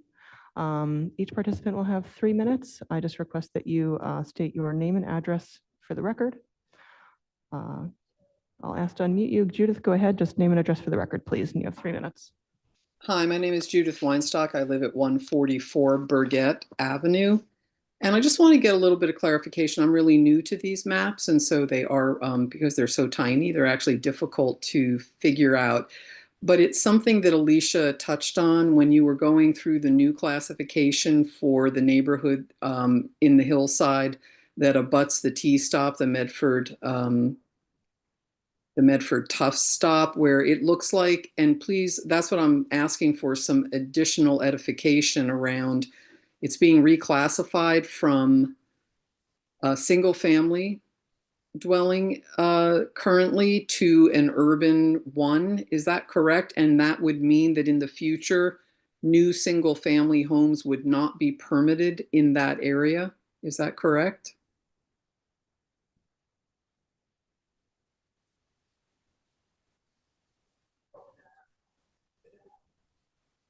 I can't hear anybody, but. Oh, hang on. We're just negotiating where the microphone is. Okay.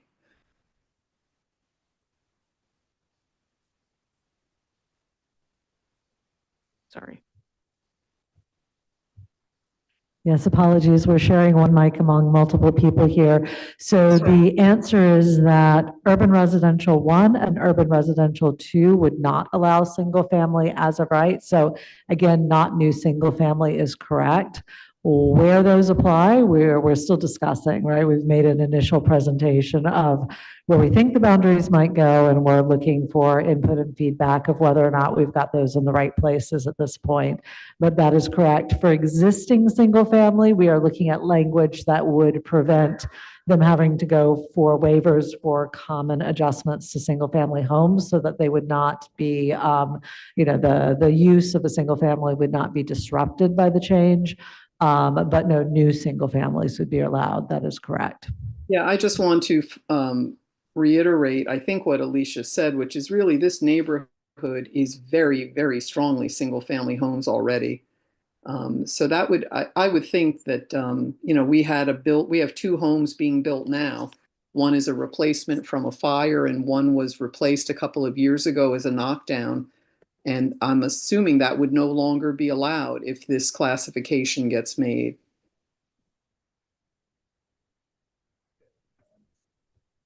Go to President Bears. Yeah, and if you guys want to, you might be able to answer it as well, but there's a catastrophic incident that just results in the destruction and the need for the reconstruction of the building.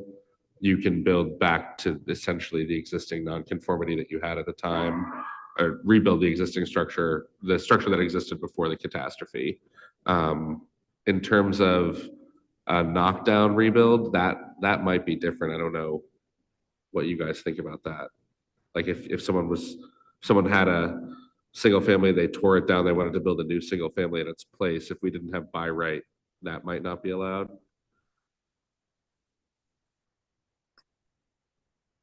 So I think we double check with legal counsel, but my understanding is it's an existing non-conforming use. The use is not changing within 2 years. So I think it depends on the conditions under which it was knocked down and then rebuilt. But we can certainly look into that. Maybe again, as we look at the nonconformities, if there's not already a provision in state law or local ordinance, we can see if there's something we need to add to that. So, and I just will add that these comments about existing conditions on the ground, we've done a lot of checking from the air, we've been driving around, we've been walking around, but everybody who is speaking knows Medford, will always know Medford better than consultants. So we appreciate these comments. They're very helpful to us. Yeah, I mean, I personally would just find it a little odd that you would allow every other use just about in this new UR category, but not allow single families in addition. So that's all. Thank you. Great. Thank you very much, Judith. Give me a second here. Do you want to speak before the remainder of public comment? Is it a direct response? Okay. We'll go to Councilor Callahan and then back to public participation.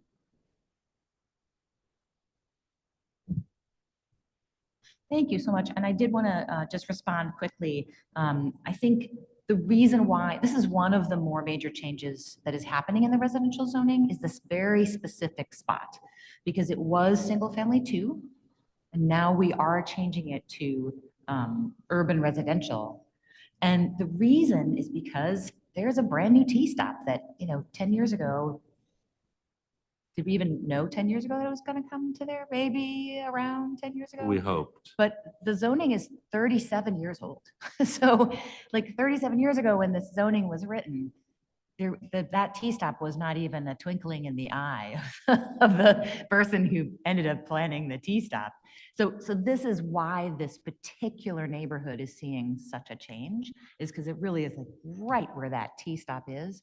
And the whole rest of the city is going to see much less change. So I do understand that this, for folks who live in this neighborhood, we may want to have more discussions and really talk to them. And this is also why I was, wanted to deeply ask these questions about, like, I want to make sure that single family homes, people who own single family homes in this particular neighborhood are able to do with their homes what every other single family homeowner can do in Medford. That I think is very important, that they be able to do, an ADU, that they be able to, put on a porch or whatever it is that they want to do to their single family home. I do not want people to, I think we already have too much turnover in this city, because of the skyrocketing housing prices and the pressure on people to, sell and move somewhere cheaper.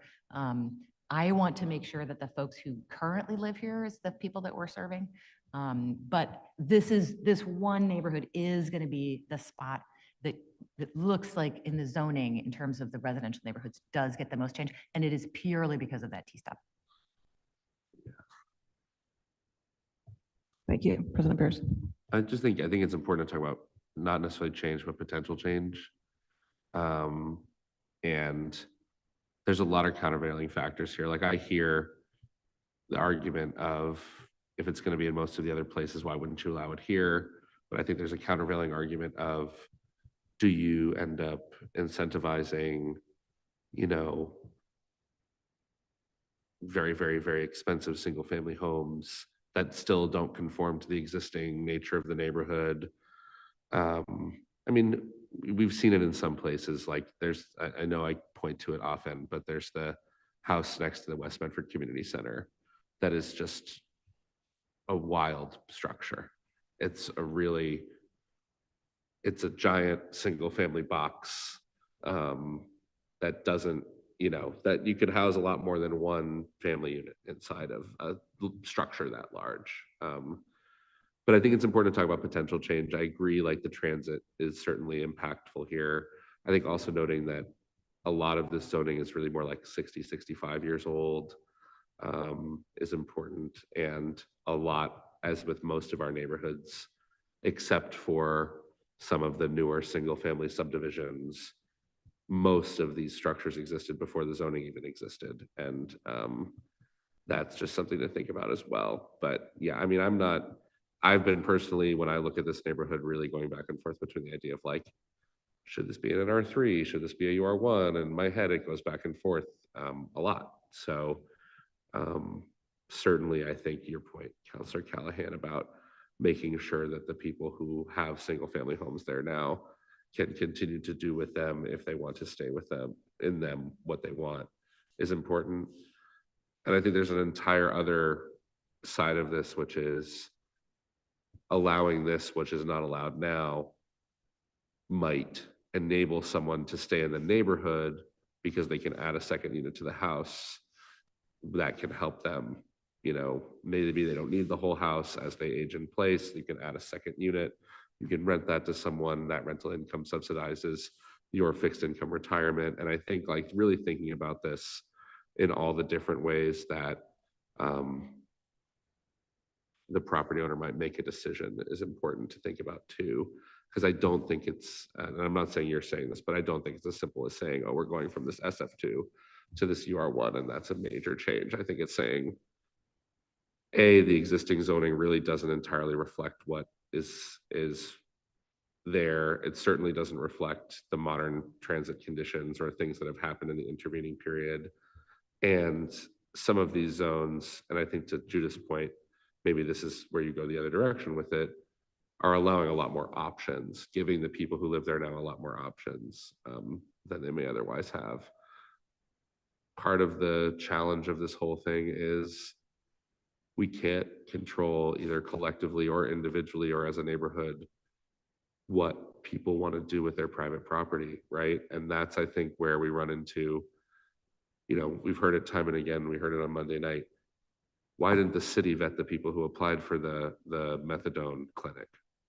And it's private property, a private provider and a private property. The city doesn't have any, the city can only equally enforce the rules and laws that exist and regulations, and the private entities that own the land or own the structures or want to do something in those structures, they get to make the choices they get to make because that's our system.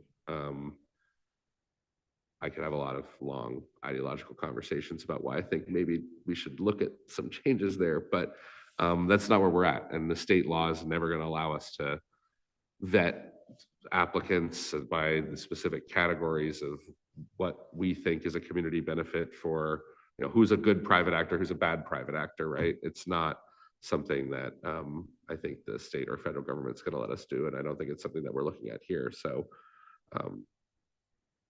it's long story short, now I'm just talking for a while and we've been here a long time and I should probably just stop, but it's a really complicated set of conditions that we're trying to set a balance with across all of this. And yeah, I agree this neighborhood there's potential impact for this neighborhood, but I think there's also, you're going to see the property values are going to increase there significantly because having a single family home that proximate to high frequency transit is going to raise assessments, and that could also push people out or push people to sell. So by allowing more options, that might enable someone to stay in the neighborhood they want to stay in. So I think it's, there's so many ways that each individual property owner or resident is making the choices that they need to make in the way that the rules and laws impact them, that I just want to try to be considerate of all of the potential plethora of choices that people might make as they try to live in what I completely agree with you is a really difficult circumstance of the economics of housing in Medford and in Boston.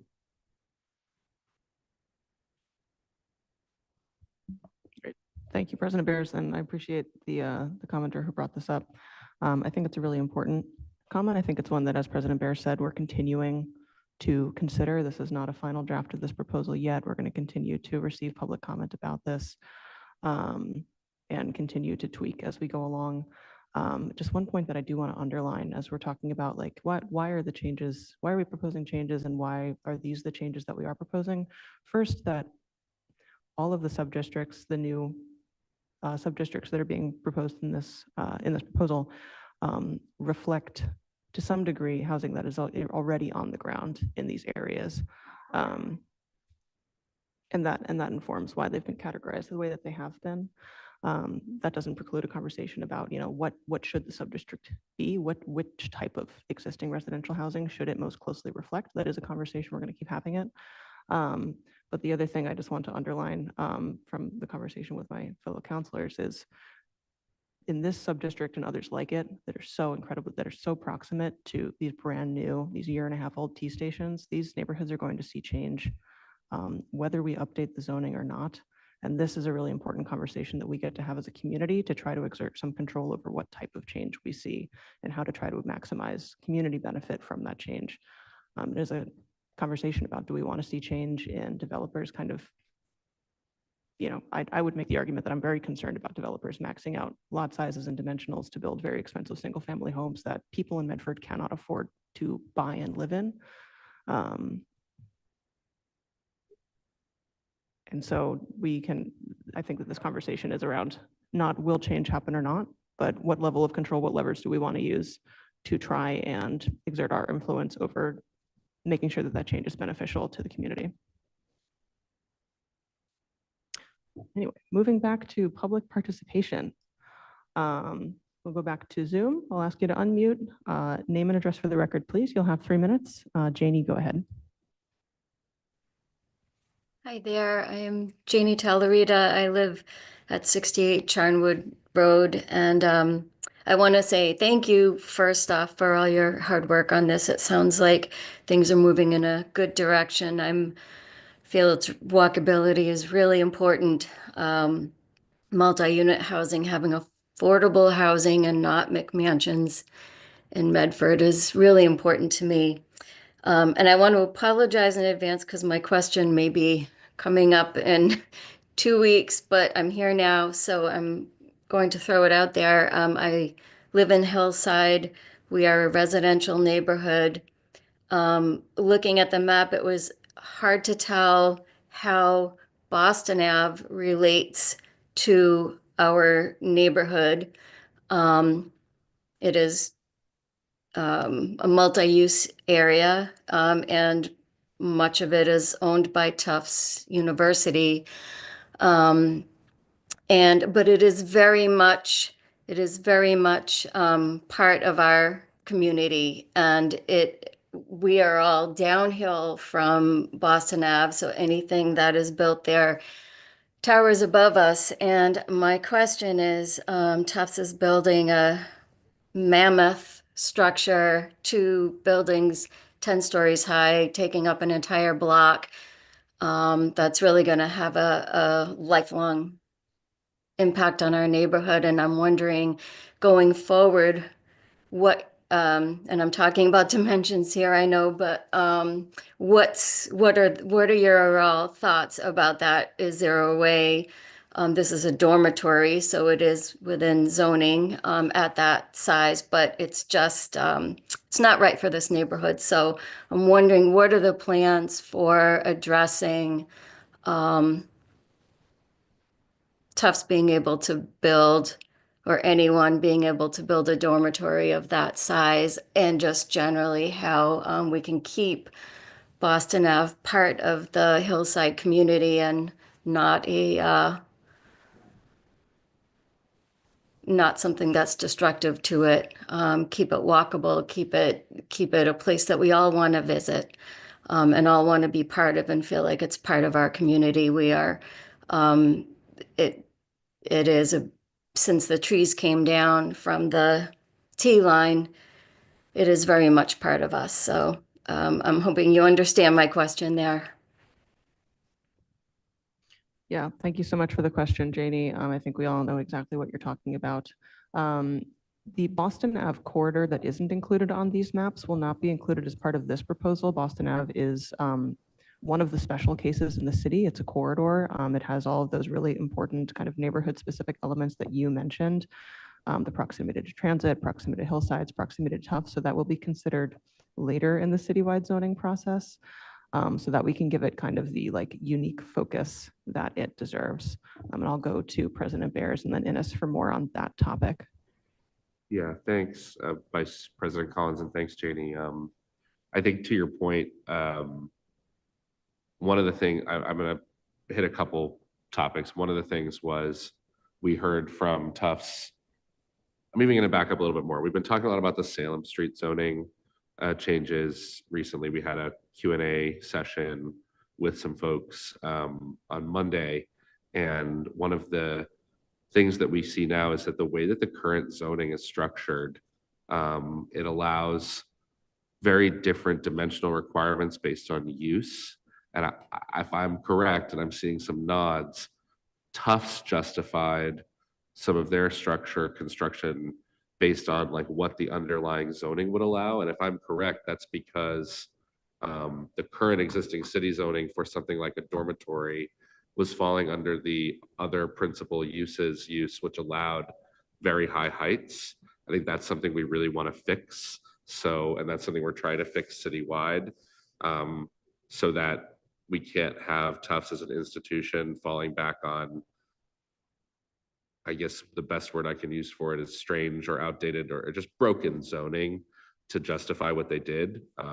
Because that's the zoning now and was the zoning that they applied under, that was one of the reasons they were able to use that as a legal justification for what they built.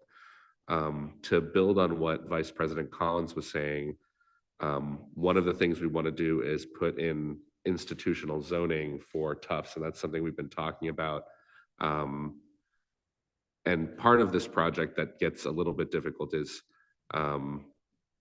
there's the larger neighborhood of like Hillside, right? And a big chunk of it is the residential stuff that we're talking about right now, but it also incorporates the mixed uses along Boston Avenue, and it incorporates this institution, Tufts. And likely what we would see is 3 different zoning types, or maybe a mix, even a little bit more of zoning types in the neighborhood, but specifically designed towards your point of trying to control for these questions.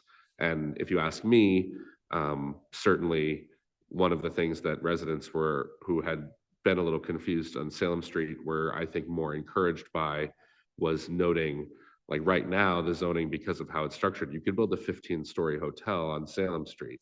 Nobody wants a 15-story hotel on Salem Street, and the new zoning we're proposing would make that impossible.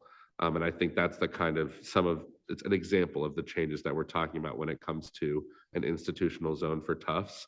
And also on Salem Street, we've built in some step backs and setback requirements to try to maintain light. I think when we're looking at the Boston Avenue corridor and its topographical arrangement being above the residential neighborhood below, we'd want to factor in neighborhood specific elements to whatever's going on to Boston Ave to also address questions like that.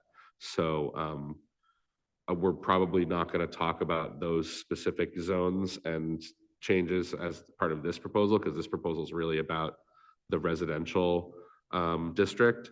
But I'm thinking about it. I think we're all thinking about it. I'm seeing nods from the consultants and planning staff that they're thinking about it, because we don't want, the whole point of this is to get zoning that can't be, you don't have people running through loopholes to build things that we don't think have community benefit the way that we want them to be done. And I'll just leave it at that, but we're definitely talking and thinking about it. I think some of the questions you're asking are about probably around the Boston Avenue corridor, and then also an institutional district for Tufts. And it's definitely going to be priority for me as a counselor that we fix these broken elements of our zoning to avoid outcomes like what we saw earlier last week. So thank you. Thank you, President Bears. I'll go next to Emily. Thank you, Madam Chair. I just want to confirm, we heard concerns on Salem Street on Monday about air and light. We have already started discussing internally some studies we can do to just make sure that our dimensional standards work, and if they don't, that we would change them. We have also, throughout this process of discussing the residential areas, we've been discussing areas that are affected by the change in topography in Medford throughout the city.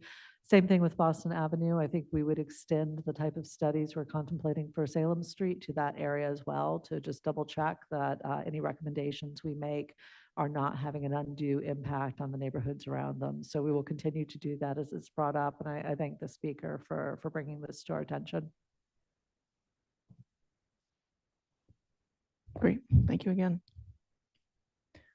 All right, we will continue with public participation. I will go to the person who's been patiently standing at the podium, and then we will go back to our speakers on Zoom.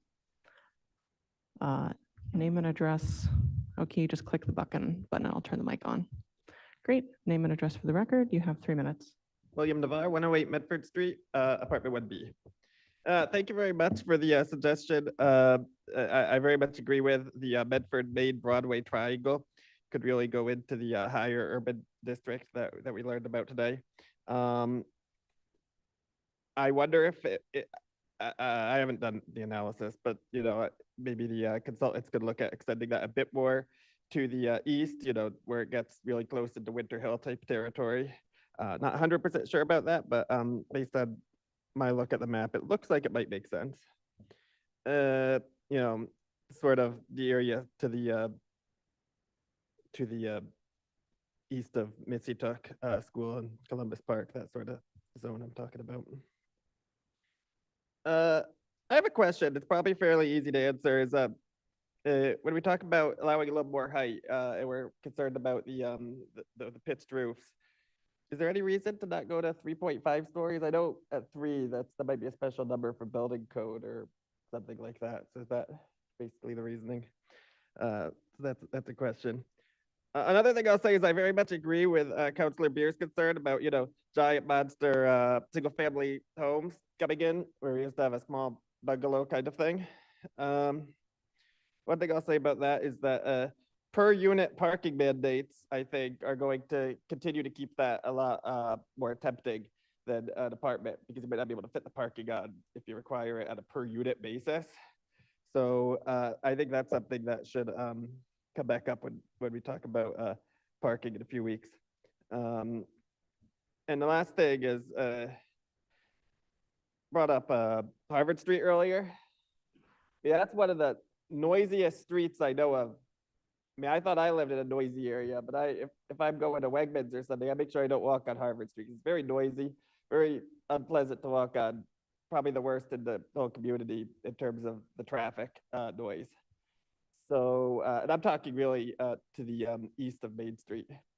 I don't know if there's anything in the zoning that could, help allow, property owners to mitigate that for the residents that live there.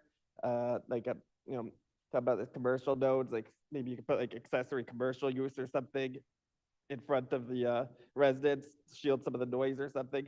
I don't know, but any creative solutions to address that.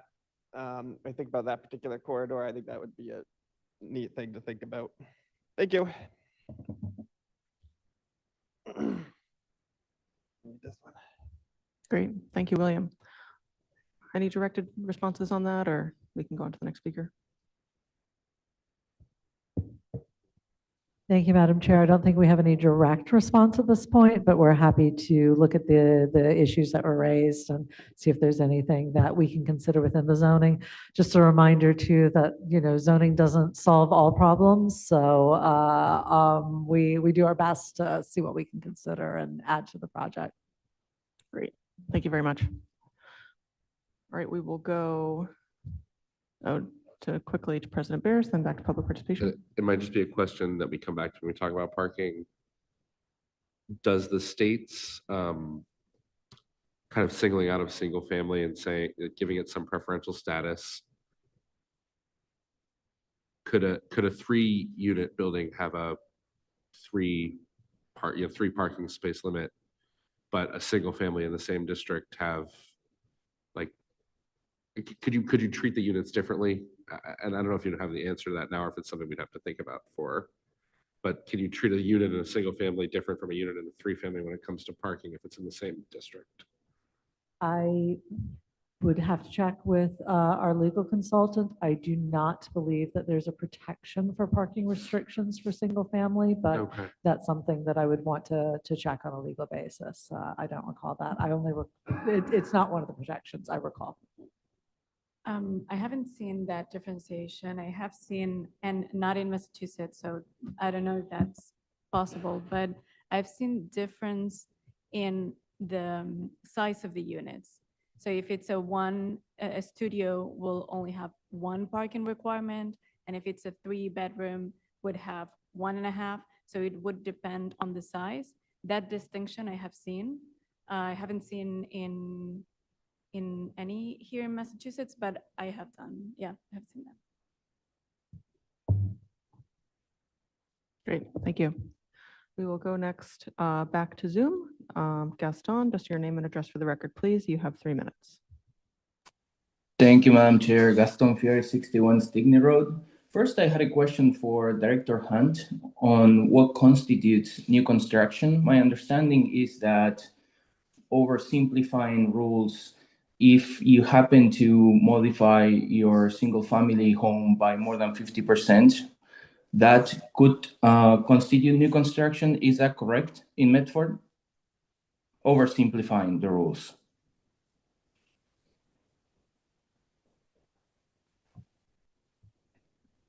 So I really think that we have to defer questions that are that level of detail to the building commissioner as to what is considered, because obviously if somebody is building from the ground up, it's new construction, but there is a point in which a renovation becomes new construction per the building code, and building code and zoning are different. And so whether it's being considered new construction for zoning versus whether it's new construction for building, it's all very contextual. And so it's not a simple yes or no question. Okay, thank you, Director Hunt. That was helpful. That was helpful nonetheless. So I think we should definitely clarify that, because I'm also very concerned about the urban residential zoning around the Taft Green Line T station related to the existing non-conforming single-family homes. And I just think that a knockdown was mentioned, but that does not necessarily mean new construction. It could be that someone that is renovating their house substantially, that could also be considered new construction. So I think we should clarify that, because I wouldn't be surprised at all that the government, in this case, the city council, would be making my life harder. For example, if I wanted to renovate my house rather than simplifying it. But I think that if we're not very careful on the waivers that would need to be implemented to protect non-conforming single-family homes, this would constitute an inordinate increase in bureaucratic red tape for existing residents of that neighborhood. So I think we should keep that in mind. Thank you very much. So that is something, Madam Chair, that we talked about, is how do we codify protections for owners? But we do really need to be careful between the difference between a resident who lives there, who wants to make, reasonable changes to their house, and then somebody else who buys it simply for the purpose of then changing it dramatically. So we have seen in the past builders who say, oh, this is just a renovation, and then they proceed to piece by piece completely turn over the entire building. That is new construction under building code. And we now have inspectors who catch that and stop it when they see it happening. We need to understand sort of like what would be, like at what point should somebody who's living there not be able to double the size of their house and turn it into a McMansion, just like if it was a developer, who was doing that to that property. I think that's part of what we sort of need to think about. We certainly want to put in protections for a homeowner who's renovating their bathroom or bumping out, one wall and adding some space, or, adding a dormer or a second floor to a first single story house. So we're going to need to look into it more deeply, and we'll make sure to include the building commissioner and our legal counsel on that language. Great. Thank you, Director Hunt. Yeah, we'll be sure to collaborate closely with the building commissioner on that question. And as we discussed, I think for quite a long time earlier this meeting, as we're talking about recategorizing residential districts, I think that there's very shared consensus around not wanting to make your very normal, very regular renovations difficult for homeowners just because of the sub-district that they happen to be zoned in. And at the same time, we want to be, using careful and nuanced language so that we're also closing loopholes through which developers would take advantage of our neighborhoods. So thank you so much for flagging that. All right, proceeding along. Cheryl, name and address for the record, please. You have 3 minutes. Hi, my name is Cheryl Rodriguez. I live at 281 Park Street. I noticed at the beginning you showed an item from the comp plan about allowing multifamily into different zoning districts. But the last 2 meetings, I've watched you bend yourself into pretzels to protect West, despite the commuter rail and the buses and the Lawrence Estates, while pushing a heavier burden onto other denser areas, including Salem Street, which is already facing 6-story buildings, which are out of character for our area, with a lot of waivers baked in to pull out the protections for the neighborhood, as well as allowing much higher on side streets than is reflected currently without having significant transit, just one bus. We are not within walking distance of the T or major bus hubs, and some who were spared density and had the city council pushing to ensure their neighborhood character would not be disturbed. So you clearly know that you are disrupting our neighborhoods. Just some are less worthy of care. And reducing zoning barriers is also limited to denser areas with smaller lots in much of your proposal, setting up tiers of neighborhoods. Why are we not limited to small infill housing? Because we have already done our part. This committee comes off very NIMBY for those deemed worthy of quality of life, but not one moment was used to consider our neighborhood. South of Salem Street is clusters of singles, NR3 is too much there.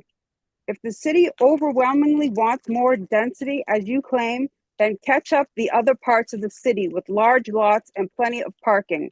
A neighborhood that wasn't likely even a part of the writing of the comprehensive plan does not owe it to much less dense areas to continually lower our quality of life and increase heat islands with the highest density.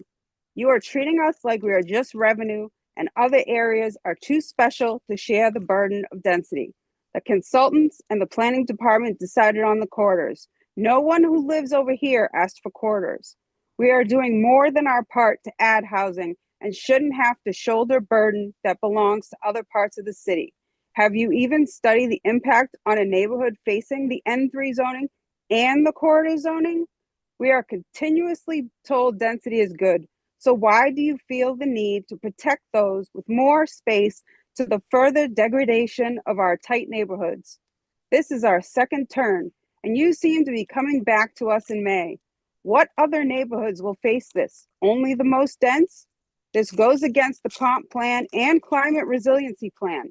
So stop saying you are selecting winning and losing neighborhoods because of the comp plan. Those who participated in that process were mostly from areas being spared now. If you want it, give it to them. You claim it's a good thing, so why not give them a healthy share of this good? Thank you. Thank you for your comment, Cheryl. Appreciate your participation. While I disagree with some of the characterization, He disagrees with me. I will just note that in the neighborhood and urban residential proposal, the maximum height in all the sub-districts is 3 stories, and in the current Salem Street Corridor District proposal, the maximum by right height is also 3 stories. We will go next to Jimmy. I'll ask you to unmute, name and address for the record, please. You have 3 minutes.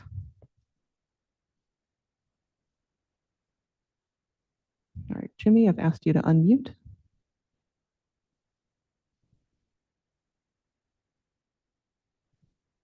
All right, I'll try one more time.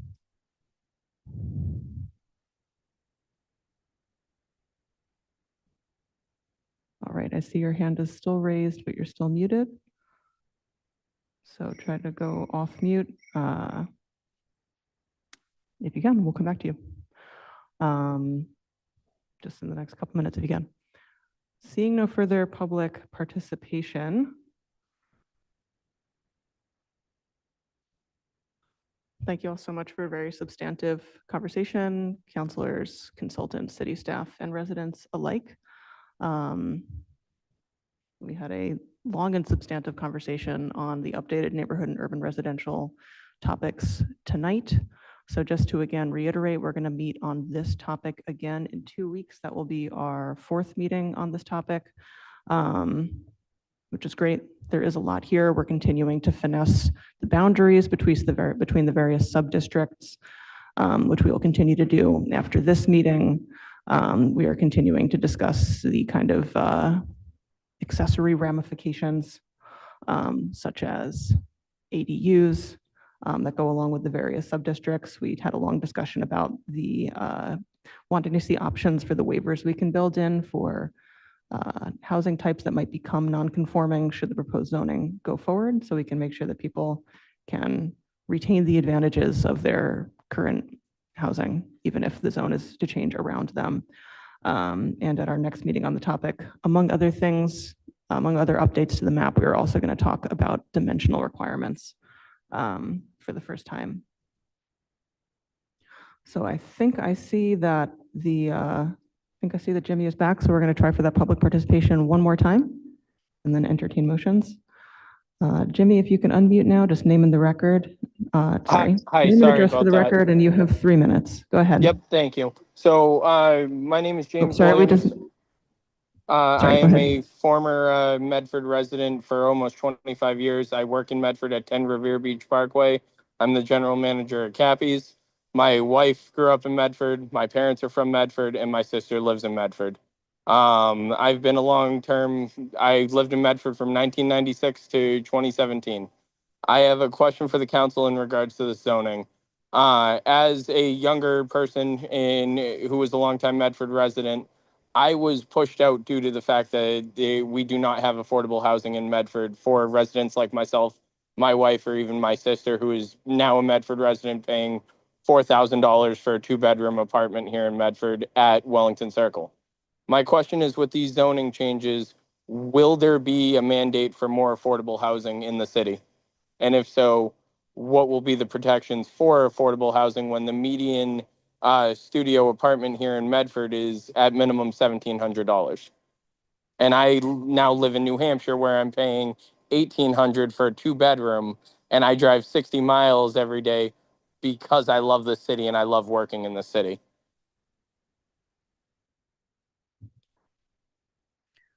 Thank you so much for the question, Jimmy. Thank you for your years of investment in the city, and I think we're all sad to hear about another story of displacement from our community due to the regional horrible housing cost crisis. I'll go to my fellow counselors first. I'll go to Counselor Lemming and then President Bears for responses. Hello. Thank you for the comment. So part of the very small comment that I made earlier, which I requested the consultants to look into, were different provisions to essentially incentivize or allow different forms of affordable housing in residential areas. And so that's what I'm hoping to hear about at the next meeting. 2 points about affordable housing, which is that generally the more housing that there is in a given area, the more affordable it becomes. I mean, even if they're usually, when they're making like an apartment building or construction, developers are strongly incentivized to make a certain percentage of the units there be affordable, which normally means that the income can't go above 80% area median income if you're going to live there.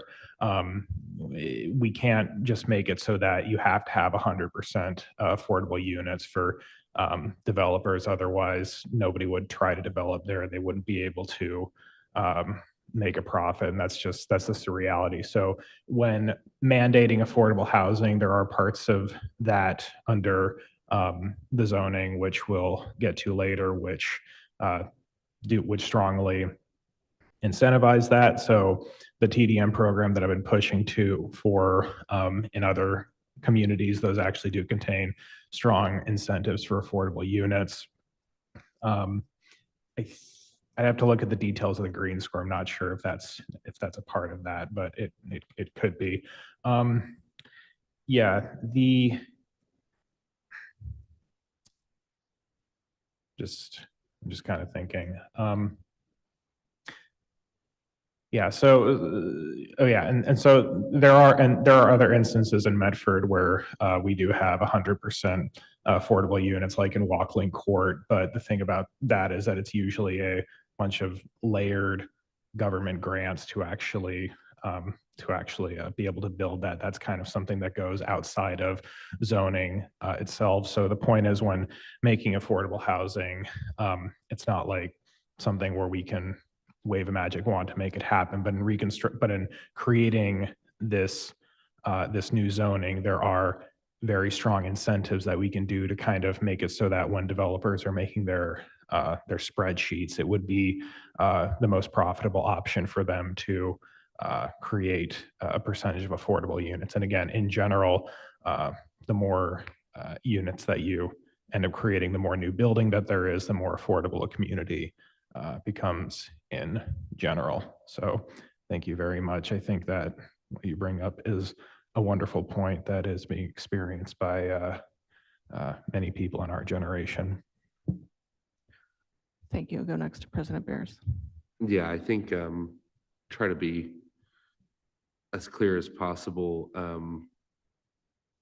Zoning and the zoning that we're looking at is one prong of different strategies that this council has proposed to address the displacement crisis and the high cost of housing. The high cost of housing is a regional problem. Medford, I think, through this zoning and through other things that we are hoping to enact, would be doing more than its part and serving as a model for other communities inside 95 and 495 to step up their act and address the fact that we need tens, if not hundreds of thousands of new housing units. One of the big things that's driving, there's just demand. People want to live here because people want to live in Boston because people like to live here. People want to live in Medford because they like Medford.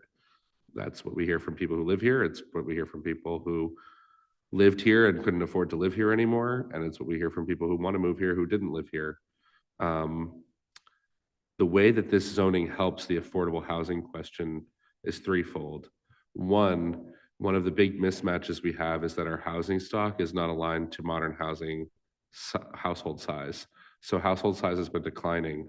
Medford used to have more people than it does now, with actually fewer housing units than it does now, but that's because a lot of people were living in intergenerational households or had parents with lots of kids. So you had 4 or 5 people living in a home. You now have 1, 2, or 3 people living in homes that you used to have 4 or 5 or 6 people living in.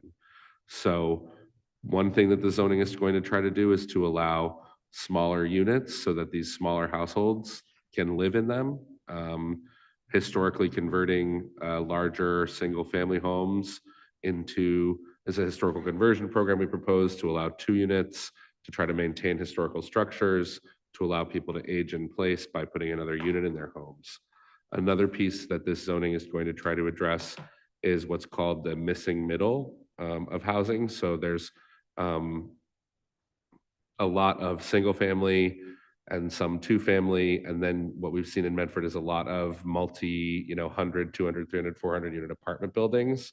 What we haven't seen a lot of is 3, 4, 5, 6, 7, 8 unit apartment buildings.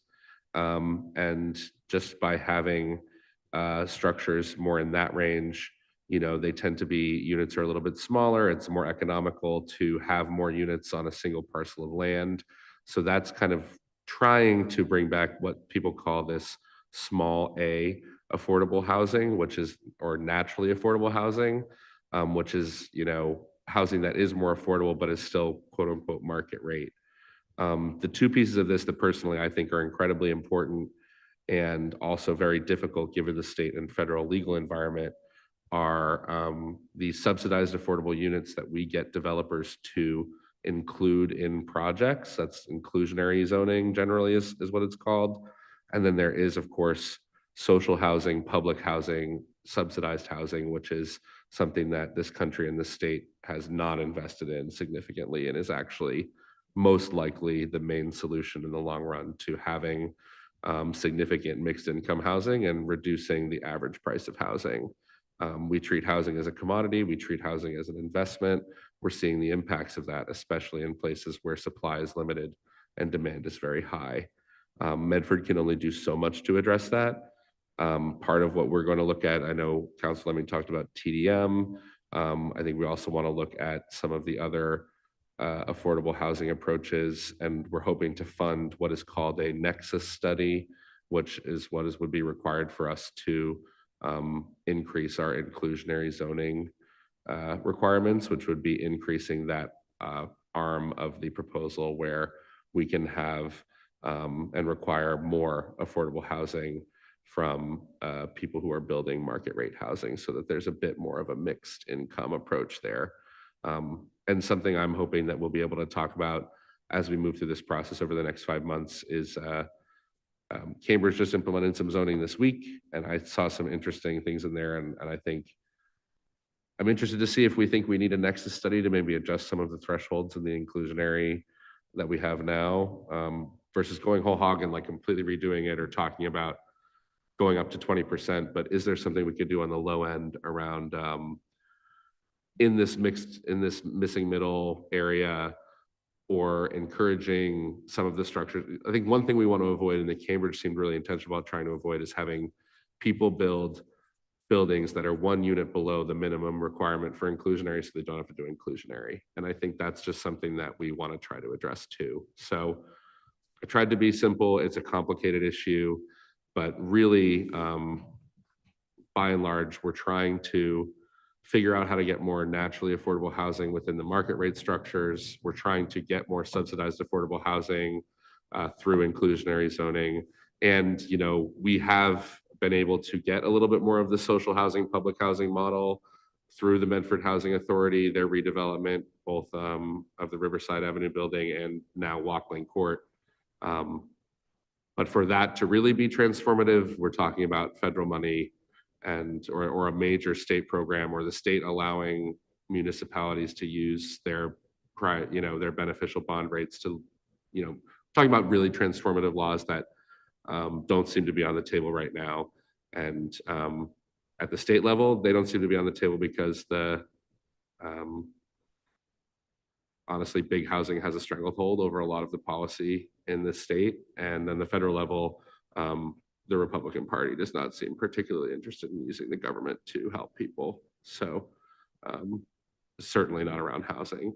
And Democrats have failed there for a very long time. The past 50 years of federal housing policy is pretty disgraceful from both parties. So it's a long answer, but those are the ways that we're trying to make sure that this zoning policy is focused on affordability. Thank you. Counselor Scarpelli, please go ahead. Thank you, Madam Chair. The simple answer is no. Unfortunately, what we just heard tonight is very simple, that when we're looking at single-family homes, we're now enticing developers to come in to buy single-family homes at a market rate, and then come in and put in high-priced three-family homes that will have no legal impact to make any of that affordable. So right now, as we're seeing it in some corridors like Mystic Ave, we'll have some leeway, but I think a simple answer is this zoning, especially we talked about tonight, will not support affordable housing. Thank you.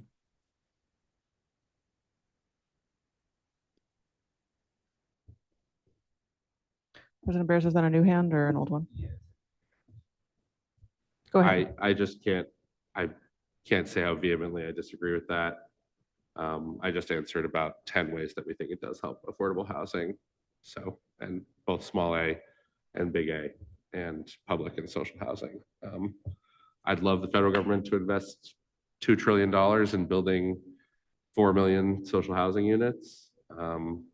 I'd love the state to allow the city of Medford to take out bonds to build social housing. Given the laws and the conditions that we have now, that's not going to happen, but these proposals absolutely try to make the housing that we can build here now more affordable. Thank you. I'll go to Counselor Lemming. Yeah, a lot of the reason we're doing this in the first place is to incentivize affordable housing in the city. So to hear my colleagues say that this won't do anything to help affordable housing is wrong. I mean, it's just plain wrong. I'm sure he's going to come up with a retort for that. But we talked about, like we're talking about building more. We're talking about mandating a certain percentage of affordable units. That's a lot of what I campaigned on. I mean, my colleague yesterday was basically saying that when residents were coming up to him and asking him about zoning, like he couldn't explain it to them. And now he's coming here and saying that,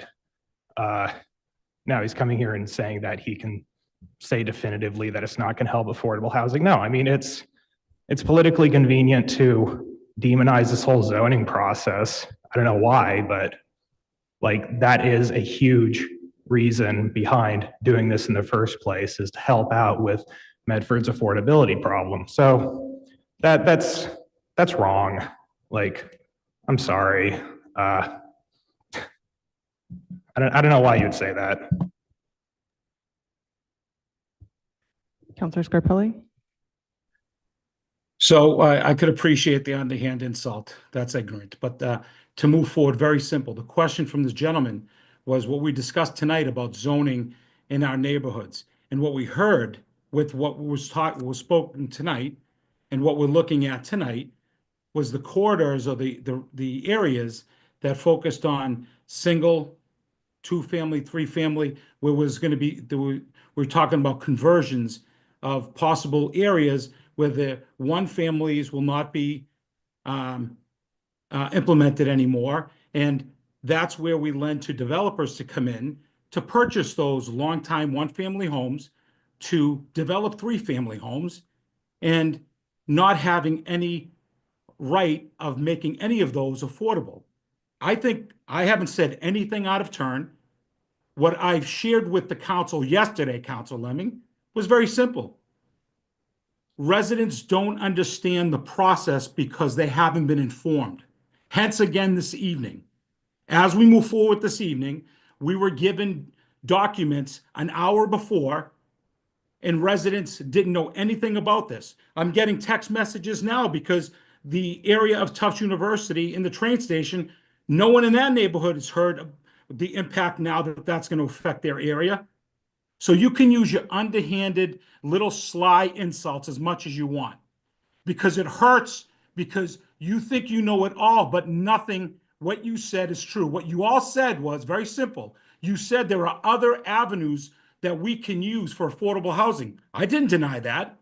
But the question was, what we talked about this evening, is there anything in there that supports affordable housing? And the answer is simple. It's no, whether I'm a zoning expert or not, Counselor, because seamlessly you think you are.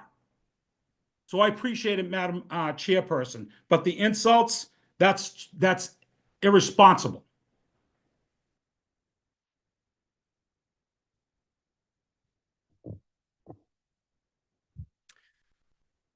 Question was about housing affordability. I think it is, I'll just say, I think it is really important that when we're talking about affordability policy, that we recognize that that exists in an ecosystem that also includes housing production. When we're talking about housing production, that conversation also includes housing policy.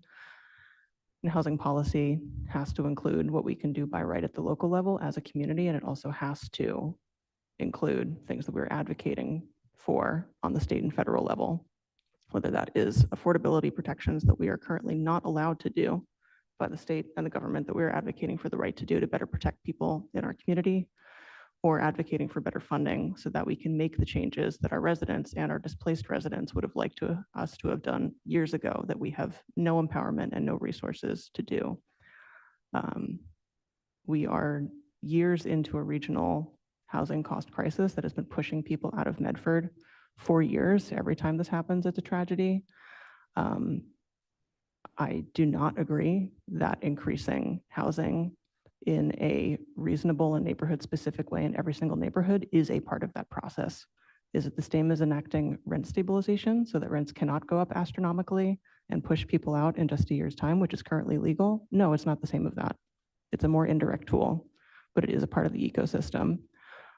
And I don't think that we should gloss over the nuances, such as the affordable incentives in Green Score and our building requirements that are baked into the zoning process that allow us to thoughtfully increase affordability, use the levers that we do have in this system, so that our zoning, which is the only tools that we have to control what private property owners do on their private property, can also, hopefully as often as possible, lead to maximum community benefit, which includes more affordable units on the market.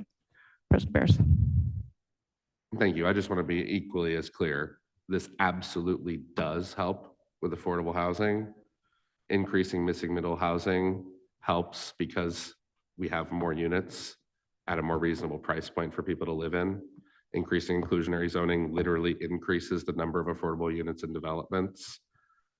And if we're not making this, if this isn't, if to say no to those facts is not a political approach, I deeply look forward to the support of all of my fellow colleagues on the rental registry, on rent stabilization, on using city resources to help construct affordable housing units, and a number of other policies that have been brought before this council that have been massively politicized for other political gain to support the interests of, quite frankly, people who own lots of property and rent lots of units in this city. So if this isn't about politics, I can't wait for the unanimous support of this council for policies that will stop the displacement of residents in this city.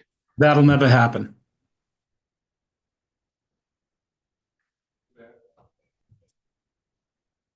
That's my point. Thank you. I'm not hiding from that. I'm not hiding from that. You're hurting homeowners with those. Two wrongs don't make a right, Counselor. I'll go to Counselor Lemming, and then I will make a wrap-up point, and then I will entertain motions to adjourn. Yeah, I mean, most of this council likes to engage in productive projects and facts, most of us. But, you know, these issues do become politicized, and that's inevitable. One thing I would like to point out, because when I answered the question initially, I tried to focus on what the zoning is doing to help out with this. But the fact is that for a long period of time, this city council, not this current term, but this body in general, didn't really care too much about affordable housing. It was just never really that high on anybody's to-do list.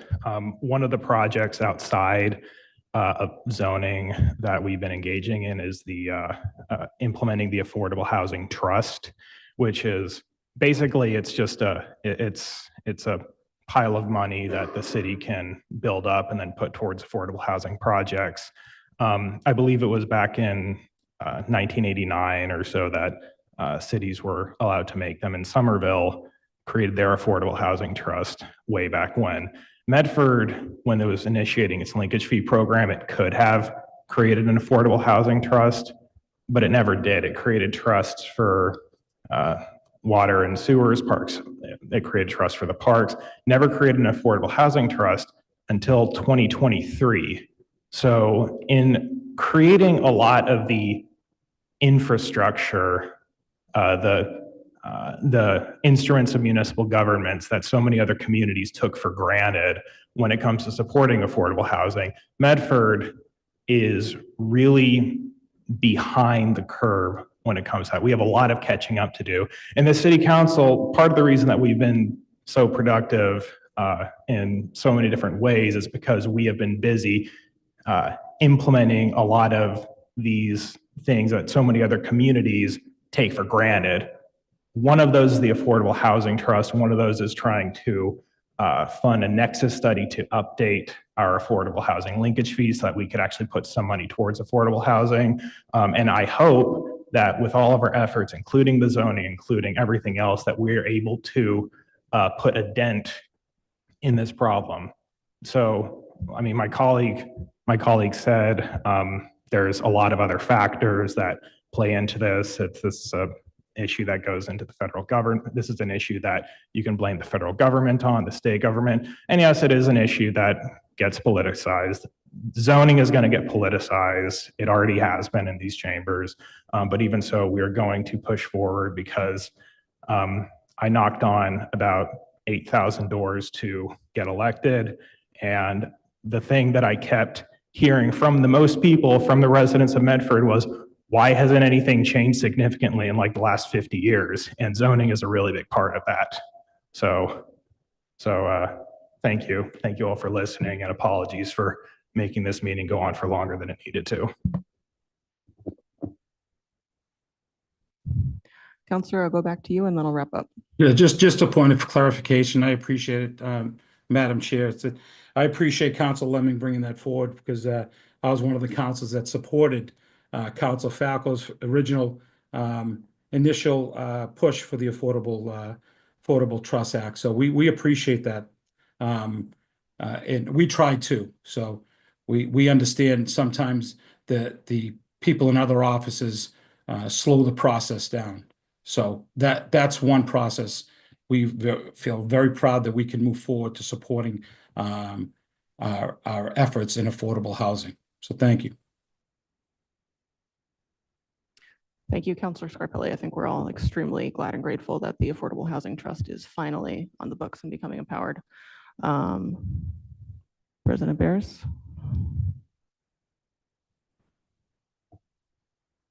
Just, Madam Chair, do you recall the roll call vote count on the home rule petition to update the linkage fee ordinances, or I think it was 6-1. Sounds like you Thank remember. you. Hurting more people, Zach, more people than you think.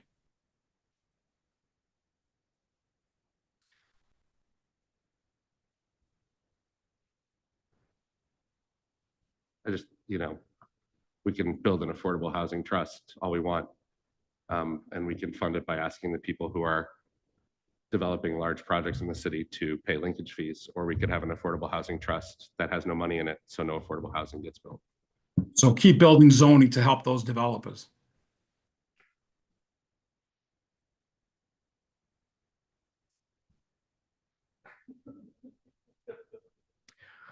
Is there a motion to adjourn before I make a final comment? Okay. I hear a motion to adjourn by Councillor Callahan, seconded by Councillor Lemming. Before we take the roll call vote, I just want to note that I think it is incumbent upon us who are elected to find solutions to problems and not just to talk about them. I think it'd be irresponsible for any of us to say that any one strategy is a silver bullet that will solve the rapidly escalating regional housing cost crisis, and that's why nobody says that. I think it'd be equally irresponsible to say that we should do nothing at all because no solution is perfect. The reason that we are working on many councilors are working on so many strategies targeted at housing affordability is because we know that no one strategy is sufficient. And I look forward to continuing to collaborate with as many councilors as possible on creative solutions that can fit together to create a more affordable environment in Medford, between increasing our housing stock, which we know to be necessary, to pursuing greater access to policies that will help renters stay in Medford. This has gone on too long.